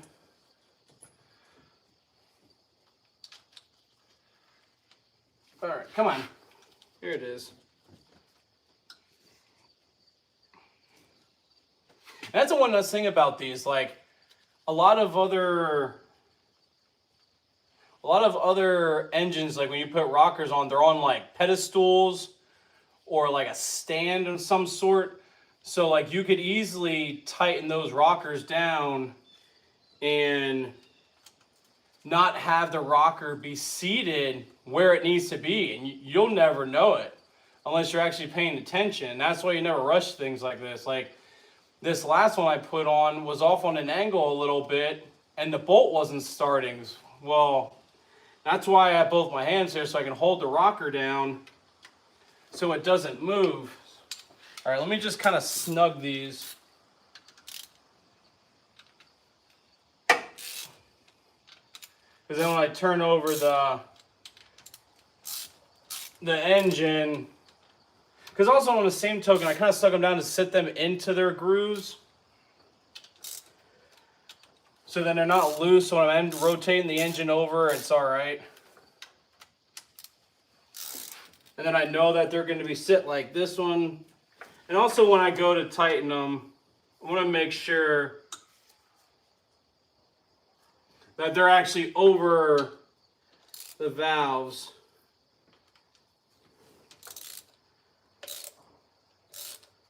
Like, all right, I'll fix that when I actually go and tighten all those. So that, let's wipe this off. Oh yeah, now I gotta get my torque wrench. Put that there, that there. I don't need this. Put this away. Oh shit, that's all oily. All right, let's take this.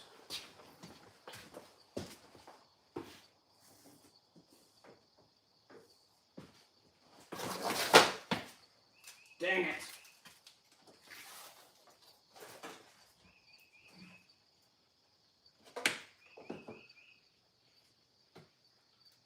Okay, that's charging. All right, cool.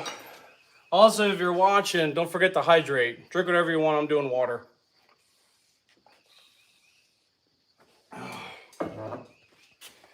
All right, what's going on here?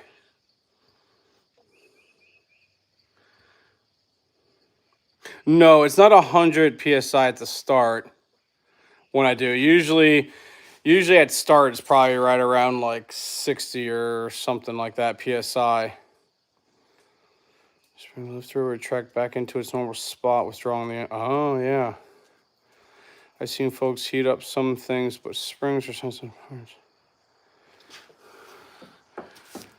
Weird. I think I had a flashback when seeing the plum maroon color. Remind me of the old pistols. Nice bluing and also ran the torque specs for rocker arms. Oh, it is? I thought it was 22. Yeah, because I did those at 22, and I thought the rockers were 22, because that's what I did on that side. That's what I usually do on everything. But also I rotate the engine to make sure it's at top dead center before I actually torque it. Torque it. All right.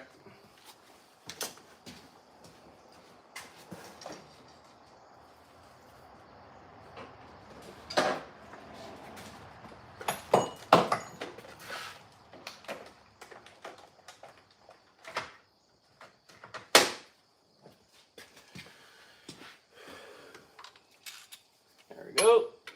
Get this on there. Well, I guess before I do that, let me set the torque wrench. Oh, okay. Oh, okay. All right, cool. That gives me a good feeling that you confirmed that as well. Start. There it is.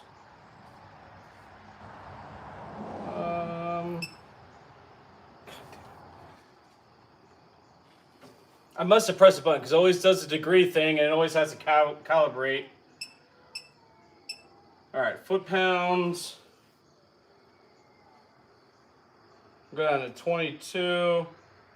Oh, shit. Went too far. 22. And this. All right, so let's go ahead and we can rotate this so I can make sure that these are at top dead center. And that compression stroke.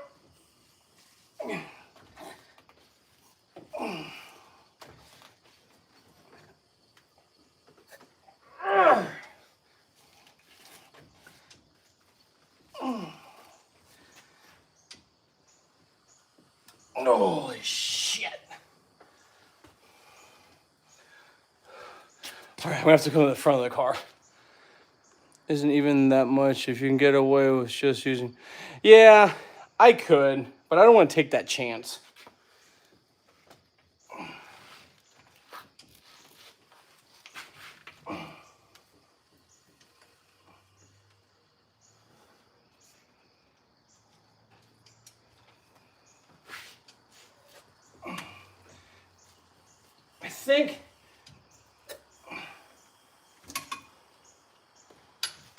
I think this one's at it.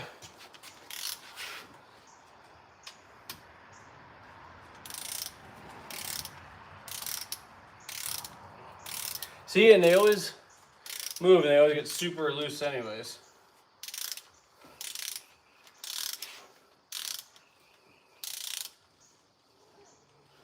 All right, I think we'll get that on there.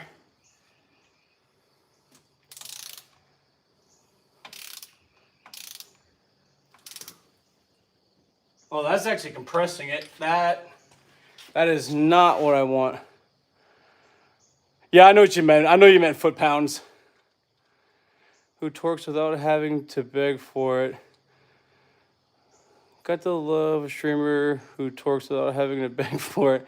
Not my type, but it ain't wasted on me. I so appreciate a little torque dance.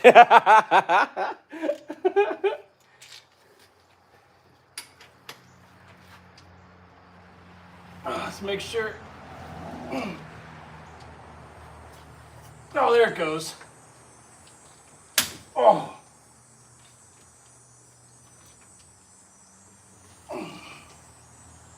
All right. Perfect. Now I got that first one that came down and came back up a little bit. So now I know that this one's at top dead center.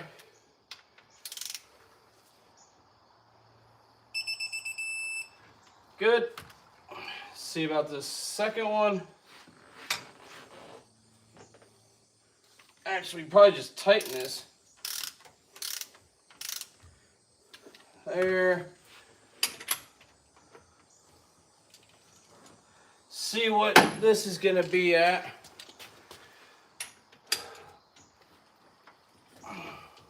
I think that's at top dead center already. Because it's not, the second one is not moving. Oh, there it goes. I guess I shouldn't say second one. I should really say like the exhaust. the exhaust valve, not the intake. Because now we're going to do the exhaust valve. 22. All right. Now we're going to do the other cylinder.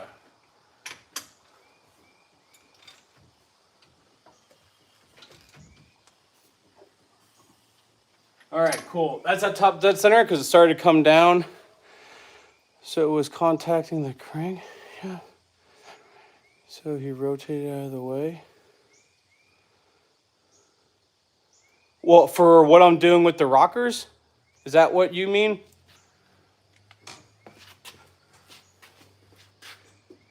On that one? I do that one?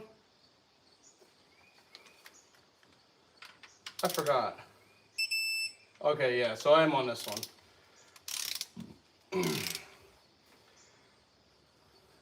All right, let me recheck that because now it's tight. Just so I know it's at top dead center and it didn't like squish down. Yeah, so what I'm doing is you don't want to tighten the rockers down unless a piston is at top dead center, because then you know that that push rod is going to be all the way up. So it's pushing the rocker down where it needs to be and the valve is closed. Oh no, you're not erupting, you're good. So you want to make sure that your valve is closed, because if you tighten it while the valve's open, you could bend your push rod. What's up, Randy? What are you working on? I'm working on retorquing my heads back on here because I lifted the driver's side head, so I put all new head gaskets on. But T-Bird, so that's what I'm pretty much doing, making sure that the valve is fully closed, so then the push rod won't get bent when I tighten it down.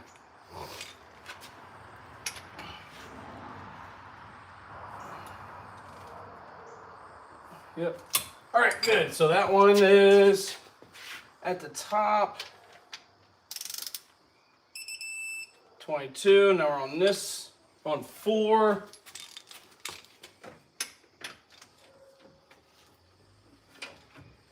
Now we're on the compression. There it is. Come on. Oh. Okay, there that goes down. Okay. All right. Now so I knew we were getting close. Yeah, you're welcome, T-Bird. Now we can do this one. Make sure that's set.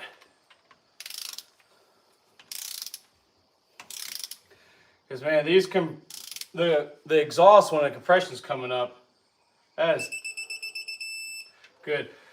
Even though it's a pain in the ass to turn it because of the compression on there, I'm glad it is. Because I also still have the spark plugs in, so I'm opening up the valves. But at least I know there's compression in there and everything's good to go. So it also tells me that it's sealing.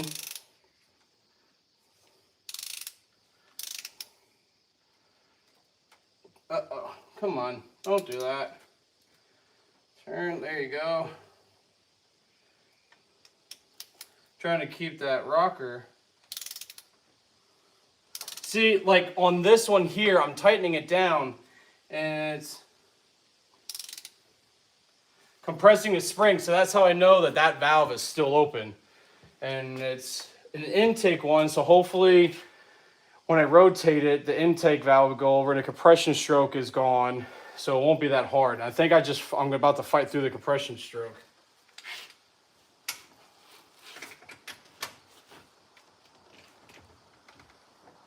Yep.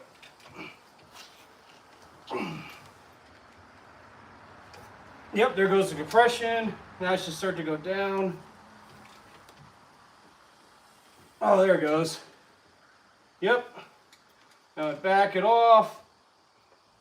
Okay, there. There we go. Now we back that off, so now it should be at where it needs to be. So we're on 5. There it is. Now we're going to do 6. Make sure 6 is going to be good.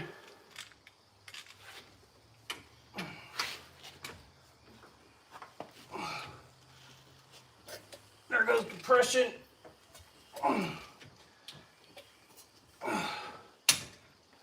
Come on.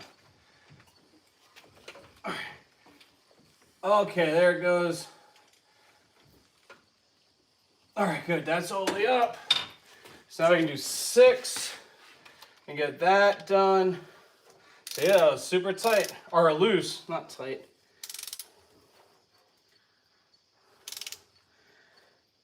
Tighten it. There's that. Now we got the back too, like this is loose. So I'll tighten this down because I like to tighten it down a little bit to make it kind of stuck, just so I can see if it's moving. Like that's tight, and I'll worry about that one later, but we're doing 7.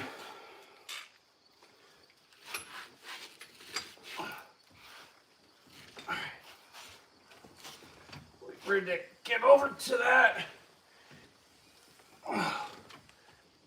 All right, so that one, yep, that one started to go down. So now I can tighten that. Oh, that's good. All right, and this one is also loose. And now that one is about to start opening, so that I'm going to be fighting through it, sucking in air, so I can get to the exhaust one, because that's the last one here. Holy moly. All right, there. Now I got some pressure on that. Let's do the last one.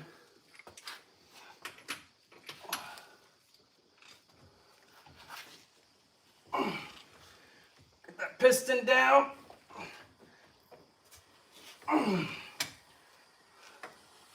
There it goes. That one down a little. Back it up. All right. Now we can torque the exhaust one, the exhaust valve down.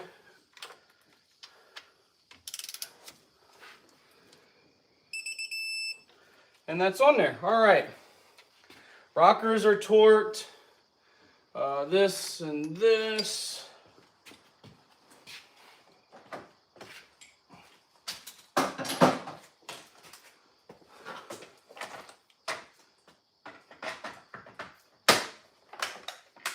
We put these back.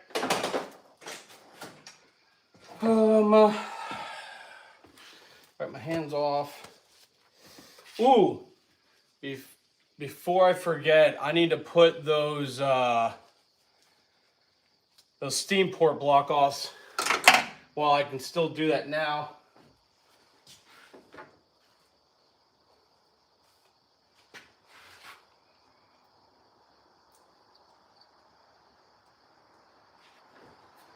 All right, and they both still have the O-ring on it. That's the biggest thing. Put a little, oh, actually, I'm gonna put a little assembly lube around. Let me clean that.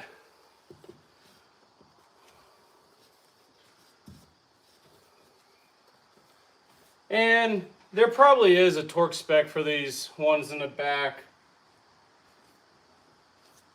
but I'm just gonna make them snug. That's what I did last time. All right.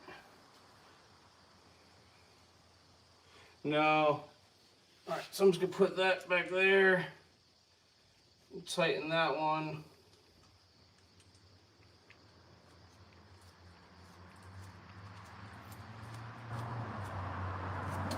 All right, let me get the Allen.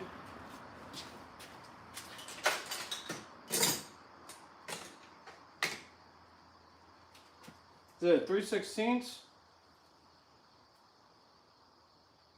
No, I think it's metric. Is it an H5? Yeah. Yeah, the H5 metric feels a lot better than the standard on there. So we will put this in the dirt, just like that. Do I get an extension out here? No. Let me get an extension as well.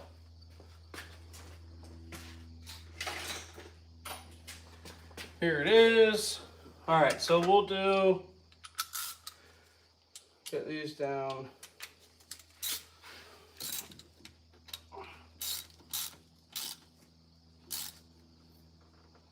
I always gotta be careful when I do these back ones, so because I'm going into aluminum, and you don't want to strip the aluminum, so I kind of just go and make it snug and go like a little more.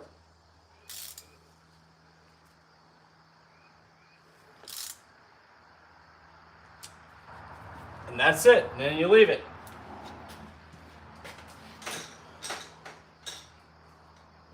All right, let's see. Do you know what to it?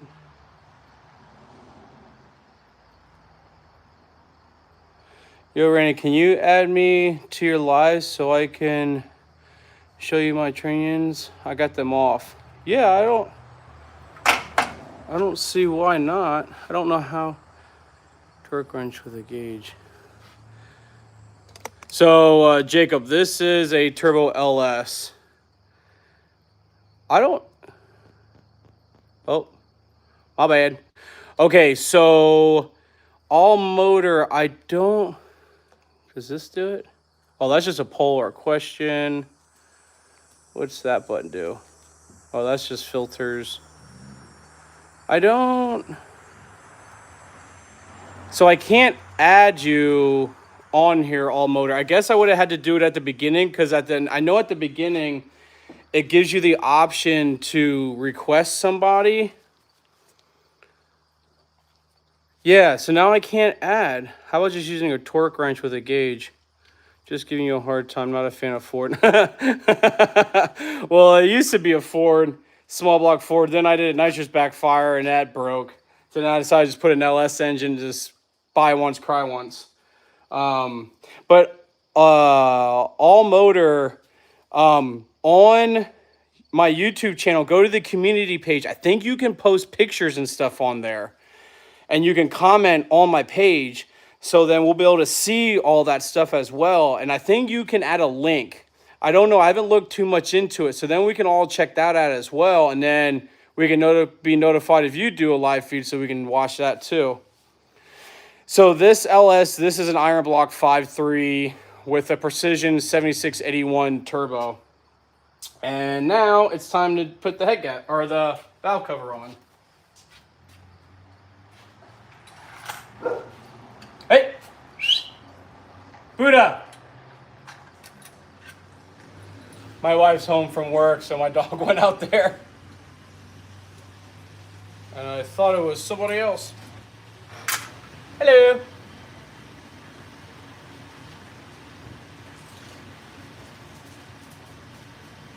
Clean the gasket up a little bit. We'll clean around the perimeter here, at least wipe it down. Oh yeah, that was dirty. I needed to wipe that down. That we can fit these on here. Perfect. That's perfect. Get these on here. I really like these Motion Raceworks valve covers. If I can get the bolt holes to line up, that would be... Oh, there it goes. These things are nice, especially running AN. Wait, was that rubber gasket still on this? Yeah. These things are nice. Like, the quality build on these are awesome. Put this one on there. And this one. How's it going? How's work? All right. Easy. At least you're at your normal job instead of that college. Well, I would just be at a different office. Huh? I was just going to be at a different office. Oh, so same. Oh, I thought you were going to the college. Oh. That's a different day. All right. Yeah, we're almost. I would like to say we're almost done, but we're not. We're going to try to get the intake on here, do the water pump after that, hot side, turbo and start connecting all the wires onto this, and hopefully it'll be, I may not be able to drive it today, but at least try to get out there and idle it and put coolant in it. That's my plan for it. So hopefully that works. That was a long day then, huh? Yeah. Yeah, drove all the way down to Niles to get the gaskets. Sheesh. Yeah, thank goodness, because I just can't buy these. Well, I could buy normal gaskets at like O'Reilly's or something like that, but it's not the kind that these are, because these, I'm not gonna get full into it, but they're LS9 gaskets and they're Not what on, you needed. huh? It's not what you needed. Well, these LS9 ones are, because they're, I know, but what they had available. oh yeah, what they had there wasn't gonna be able to use, but these ones I can. I'm glad they have them down there, but What's the name of the place down there? Like, is it, Michigan Motorsports. oh, I thought they were north, but they're south. And it was cool. Walked right in there. They had LS engines, a bunch of Brian Tooler stuff all inside their showroom there. So it was pretty cool to see all that. okay. And then just hanging out with everybody on live. Just chit-chatting. Shooting the shit. Yeah, shooting shit. Alright. I'm gonna put my stuff down. Alright, so I'm going to try to get this intake on. Oh, yeah. You know, I think I already told you. yeah. Try and work out. Okay. Alright. So that's on there. What are you guys talking about? Oh. Hey, what's up, classic car guy? So today, I think you were on here last time, we took everything apart. Now we're putting everything back together. I just got the passenger side heads done. Just post on your community tab, bro. Sweet, thank you. Everyone, after this, if you really want to, or if you want to go now and come back, check out the post that All Motor did for his Corvette, right?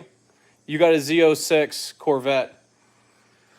But classic car guy, we are finishing up with the heads. I'm going to wipe down the runners real quick, and then we're going to put the intake, and then get the intake bolted in and torqued down, and then I'm going to do the water pump and stuff. So, let's wipe these down. Make sure that this is going to be a good mating surface. And I went with a cleaner rag that I had, not one I was using. But look like everything has been sealing around all this. Get this all cleaned up. And it'd be good because technically now we have a long block. And we'll clean up the valley cover a little bit. Oh, let's get down here. This is dirty down here. Guess I realistically could have done all this before. Like, I could have cleaned these heads off a little better, but I ended up just doing the surface of it. Now, just so you guys can see a little better, it's like, we'll bring you guys on this side again. How does this look? So rotate you guys like that. All right, that should be better because now you can see everything. All right, let's grab the intake.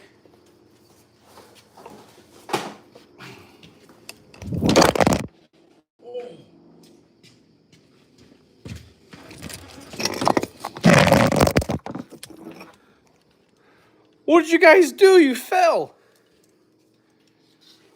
Why'd you guys go and fall down?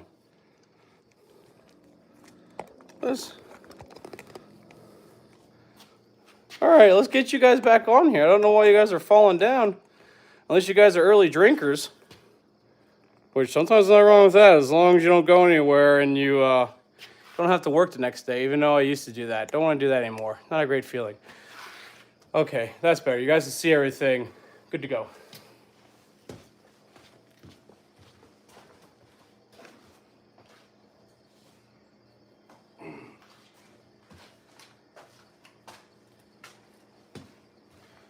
All right.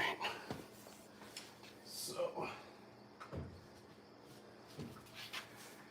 I know before I put it on, I have to put the, oh, I'm drawing a blank.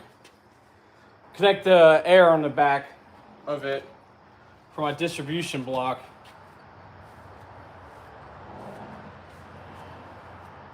And I also think it tells you to put a little bit of like oil around this. So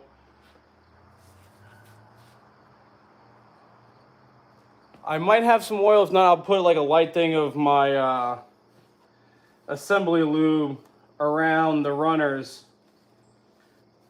So it'll be all right. Because you don't want to put those, you don't want to go in dry, you know? You always got to be a little wet before you put it on. Or put it in, you know, whatever floats your boat. Okay, so we got that on there. I'm gonna put this. Actually, no, what am I doing?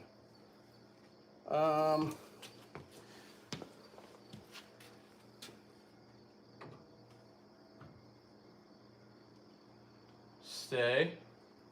Okay, good. I think that's a 9/16.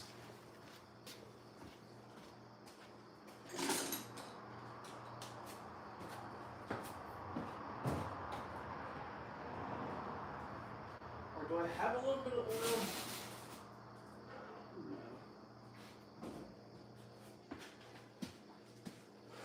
No. All right, so unfortunately I don't have any, that's what she said. So I don't have any oil, but I'll put a little bit of the assembly lube on it.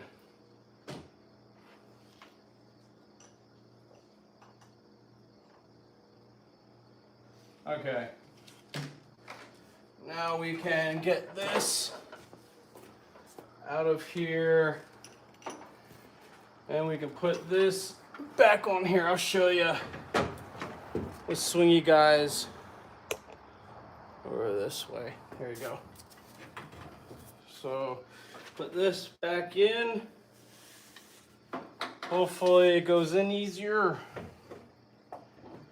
because I have a feeling it might be a pain in the butt.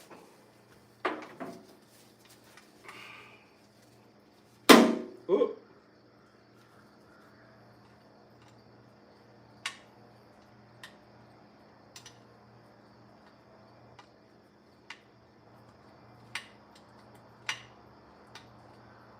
Hey, you thread it on!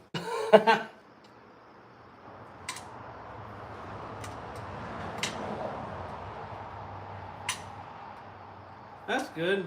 I'm glad this is going on here. And then I'll put the oil on to make sure that's all good to go.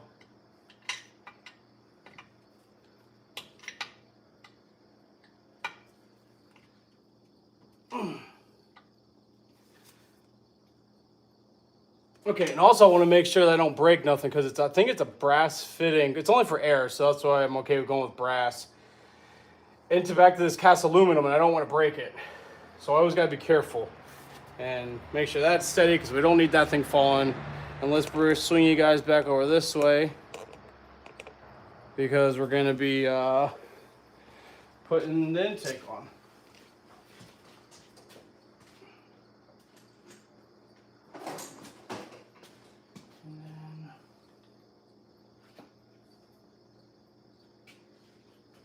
You know, it's one thing I got to...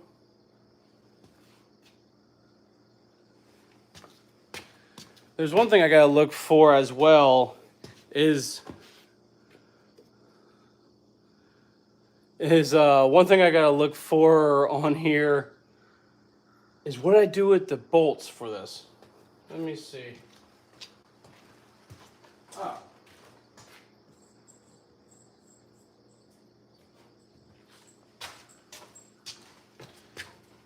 I found them. They're exactly where they should have been.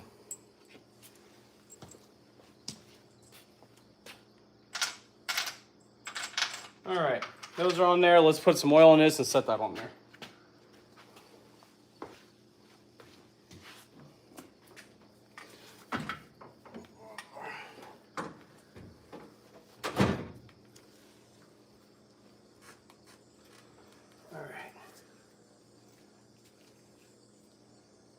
Right here. Shit.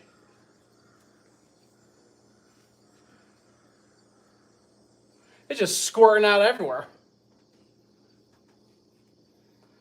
Do this.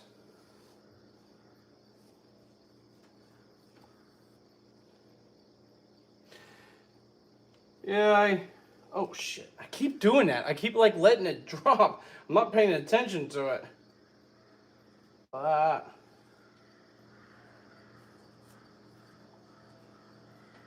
Yeah, that time I remembered it didn't drip. I'll get better at this remembering thing.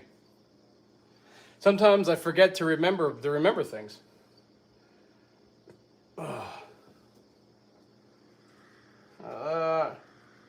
And also something I never understand, like,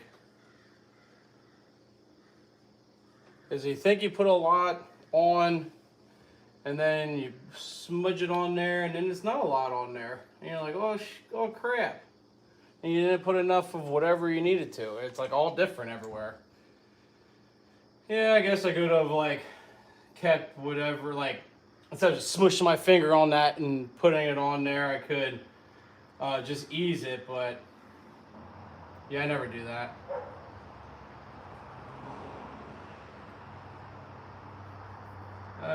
I'm pretty sure, oh, whoa, that was scary.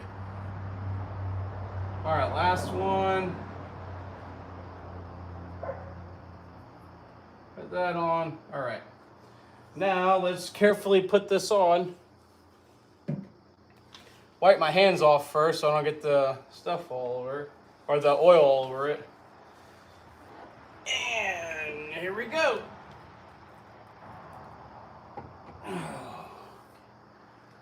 All right. Put this back. All right. I think that's on.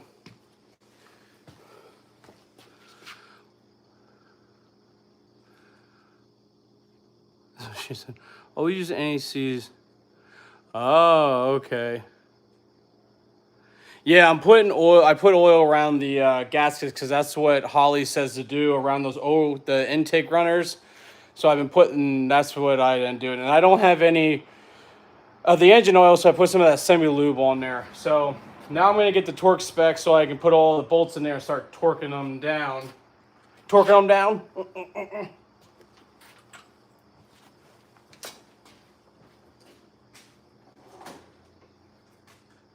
Is it gonna be a 10? Sure is.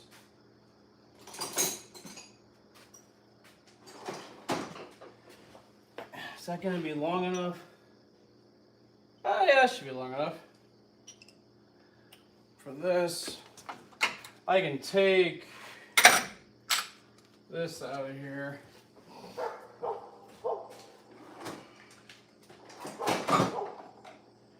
And then I saved the torque specs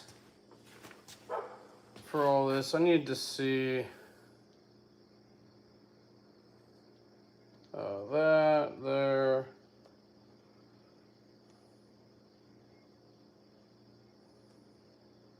All right, let's see what these torque specs are going to be for this stuff. Do you wipe or let it crust? No, I wipe. You're letting it crust, you're just a nasty person.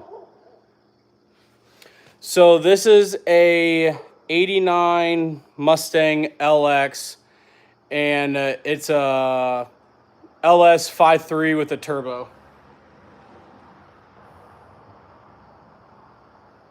For real. All right, here we go. So now this is inch pounds, not foot pounds. I gotta remember that. Apply engine oil to the threads of the bolts. Install. Okay, so I gotta add some of that to the bolts as well. Yes, stock bottom end. I think it might have Gen 4 internals in it. All right, apply engine oil bolts. Install the mounting bolts and washers in the manifold mounting holes.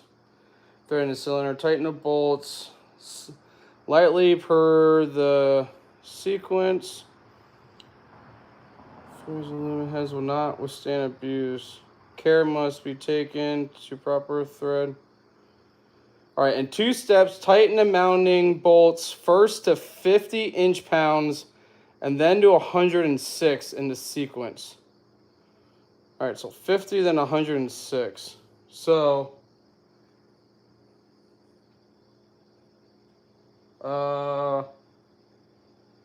okay, so driver's side is 1 over here. So, let's first get all those bolts in there and kind of snug them. And then we'll be good. But now I know I got to put more of the lubricating oil on it. Because that's what it calls for. Some of this stuff on it.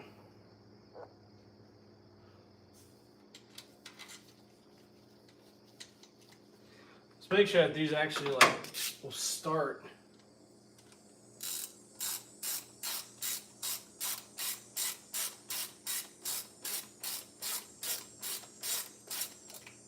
Sweet, it did, it went in. Oil, yes. NECs, hell no. Never use NECs on bolts. Yeah, because don't they come loose if you use NECs on it? This is a 89 Mustang LX.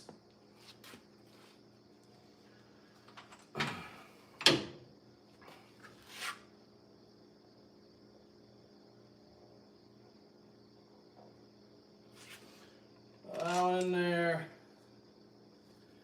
See, we got that one to tighten up. Shh. Be quiet, Siri. There it goes. All right.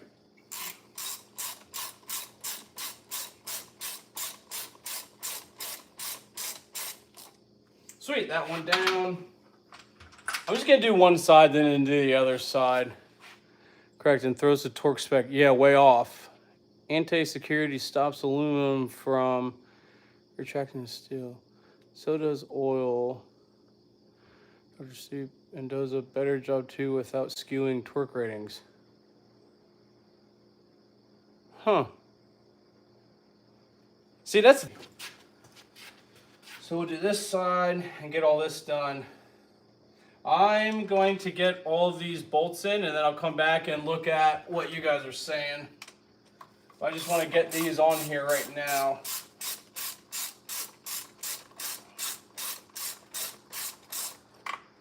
That's on there. I also got to make sure that the washers are on here too, so I've been paying attention to that.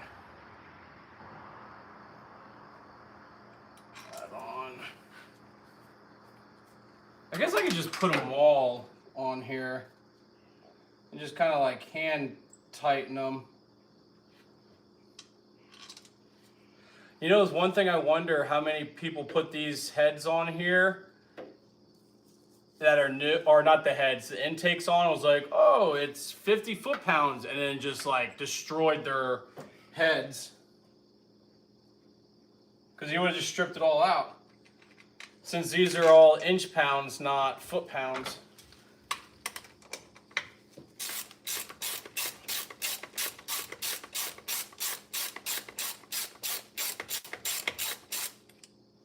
That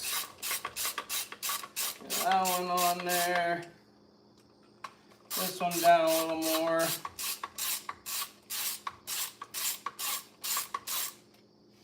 All right, let's go to the other side here. Now we're going to do this. What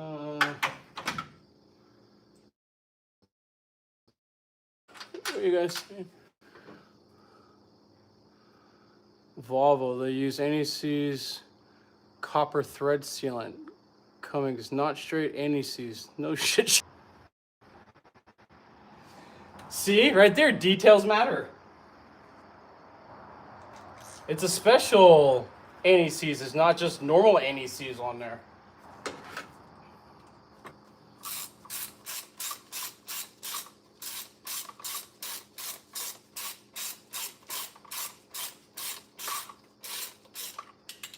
That's there. Make sure all these washers are on.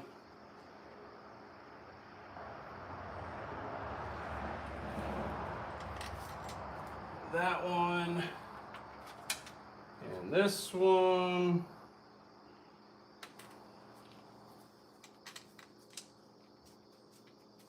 And then this one.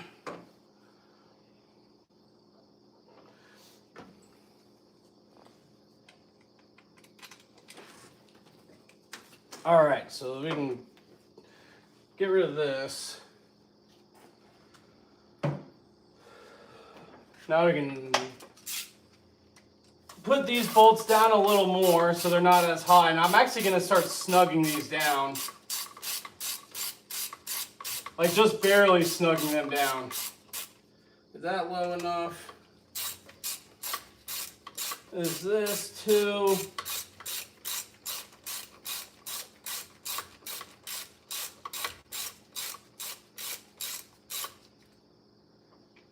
Get this back one.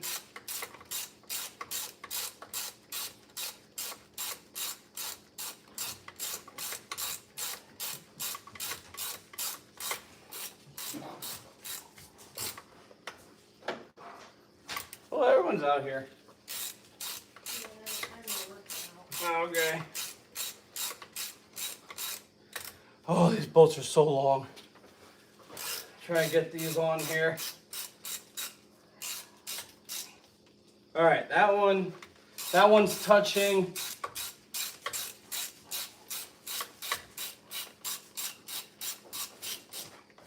That one's touching. Now I got room, I can just spin that one's touching. This is so much faster than just ratcheting it the whole time. That one's touching. And I like that they're going all the way down smooth too. That's why I like to use hand tools, because I want to make sure that it doesn't bind up. Anti-seize non-sealant. Plus these bolts are not through a hole, so they require sealant of any kind. Randy, please make sure you snug and torque the middle out crisscross. Oh, yeah. Yeah, I already have the torque sequence and the torque specs to do that. Right now, I'm just literally having the bolts come down till it touches, and then I'm going to do everything in the inch pounds that it calls for. Yeah, right now I'm just getting them all the way down. I'm not torquing nothing yet. Like I just go like this, see, like there, it stopped. Unlike this one, how I can throw it and see how it moves. So I'll just keep going until, see? Now it stopped. That's all I'm doing with them until I start torquing a sequence.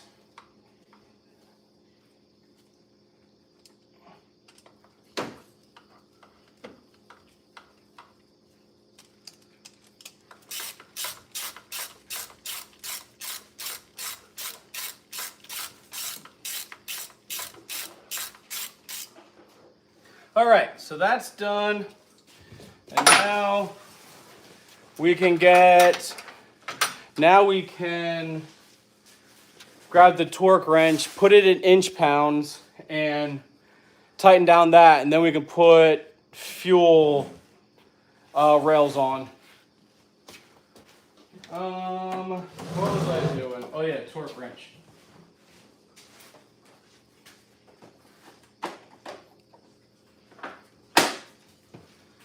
All right. And we're gonna shift you guys this way, like that a little bit. So I'm gonna try to be on this side more, going around. All right, so we're gonna change this.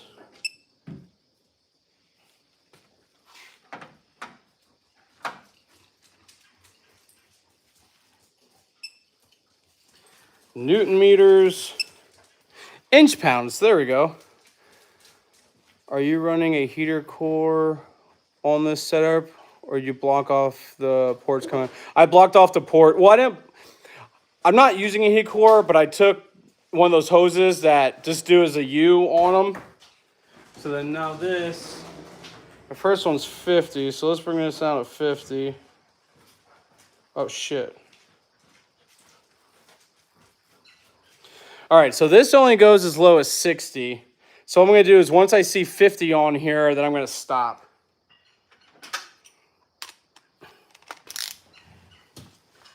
All right, so to do this, this is one.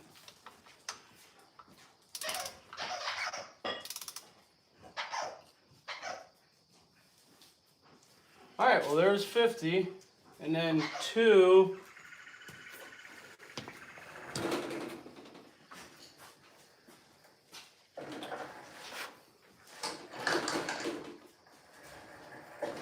What? Third one back. So 2 is this one. 1, 2, 3.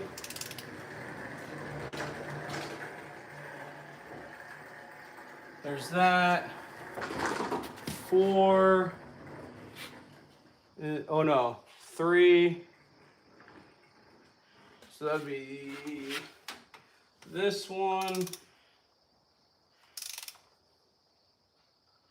There's 50. 4 is this one.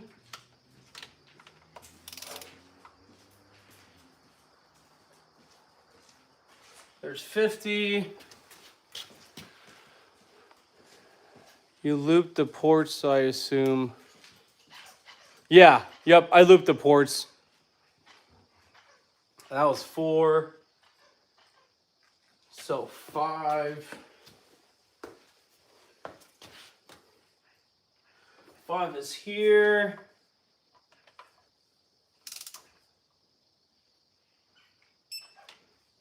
There's 5. 6 is there.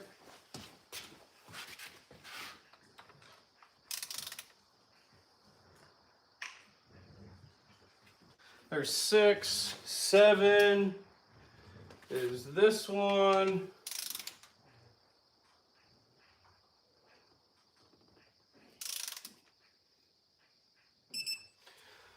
There's 7. Now 8 is back here. Like this. There's 8.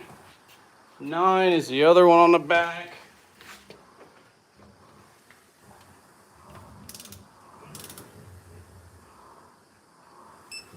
There's 50. 9 and 10 is this one up front.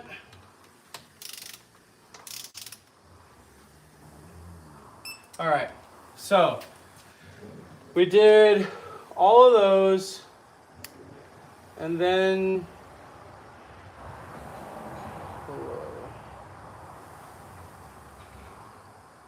all right, now the 50 is done. Now we go to 106. 106 inch-pounds, and now we're gonna do this torque sequence on this. So 1, this one.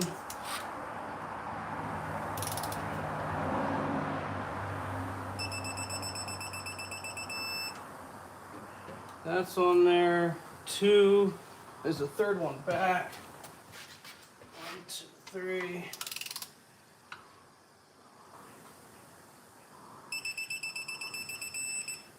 There's 2. And then 3 would be this one.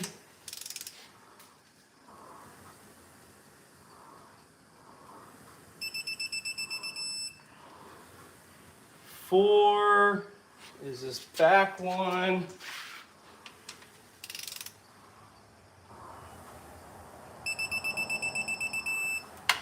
All right, now we're on 5, which is over here.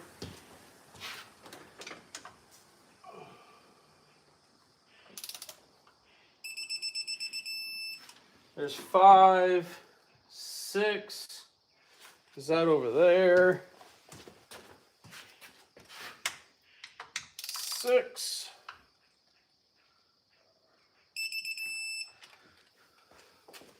I'm gonna go to 7, which is this one.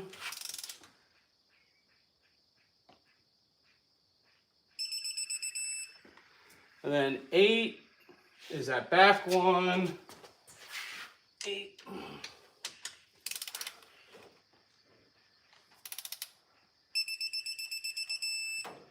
8. And then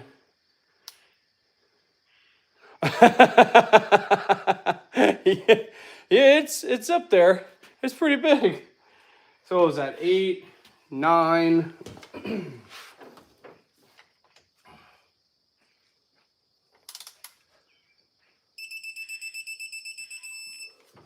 There's 9, and the last one, 10.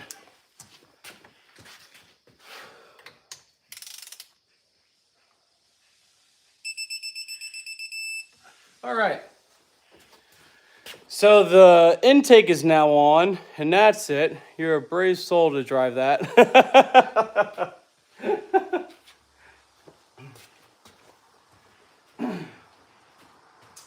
What am I doing here? Put this.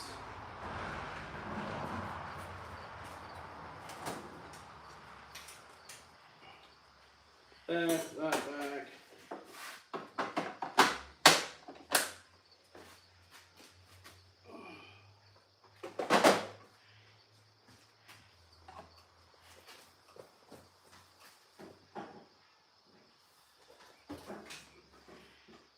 Okay. All right, so now I'm going to do injectors. I'm going to clean those surfaces off, and I'm going to put a little bit of that assembly oil around the O-rings on the ejectors on the top and the bottom, and bolt those in.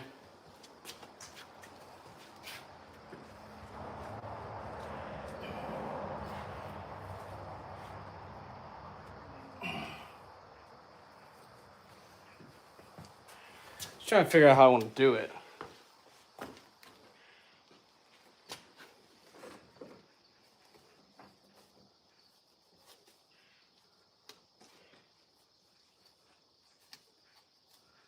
That. All right, those are clean. And then we can take these out. Oh, I put the injectors in and then put the rails on top. Yeah.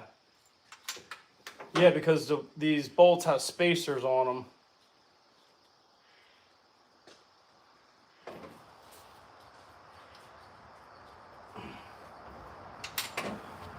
What you guys say? Oh. And then this one.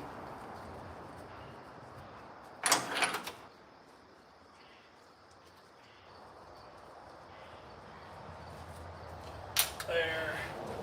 Good thing, and that's like one thing I always do, is I always put the bolts back in where they came from so that I don't lose them. So I don't have a whole bunch of bolts just sitting around like, oh, I don't know what this is for.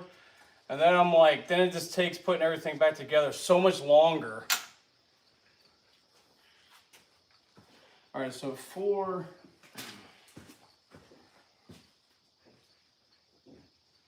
All right, I'm gonna bring these over. We'll set it on here. And then I want to grab the loop here and then get these put on.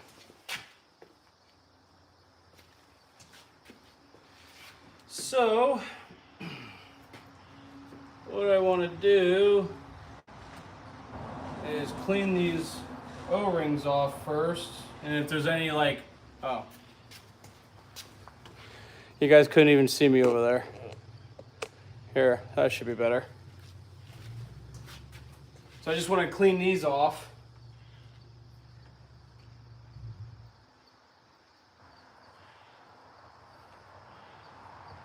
They look all right in there. Then I'm gonna put some of this assembly lube around it on both sides, and then just bring that around just so the O-rings don't go on there dry. Huh?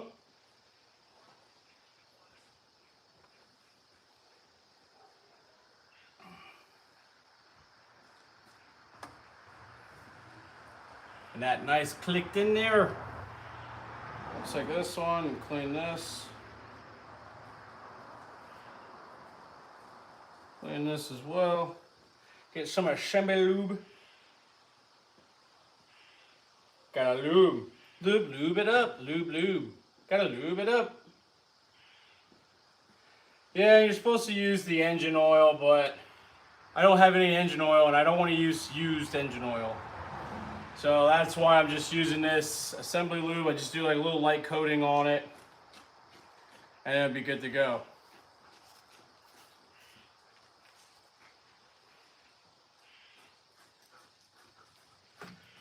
Dump that on there and on that. That around. Move this one up. Do I want to do it that way? Or did I have it around this side? See, I always take my injector wires and run them like in here. So they're not on the outside here. I tuck them underneath. So then they're out of the way. And I always forget how I did this last one. But at least I can rotate it if I need to. I'll clean this one off. Put some assembly oil on this.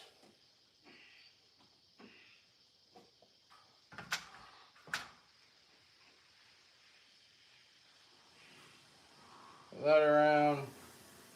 All right, so those are in there. Maybe I did have this in front. I don't remember. I really don't. You're doing good, Randy. Thank you, Dr. Sleep. I appreciate it. All right, let's get the fuel rail on.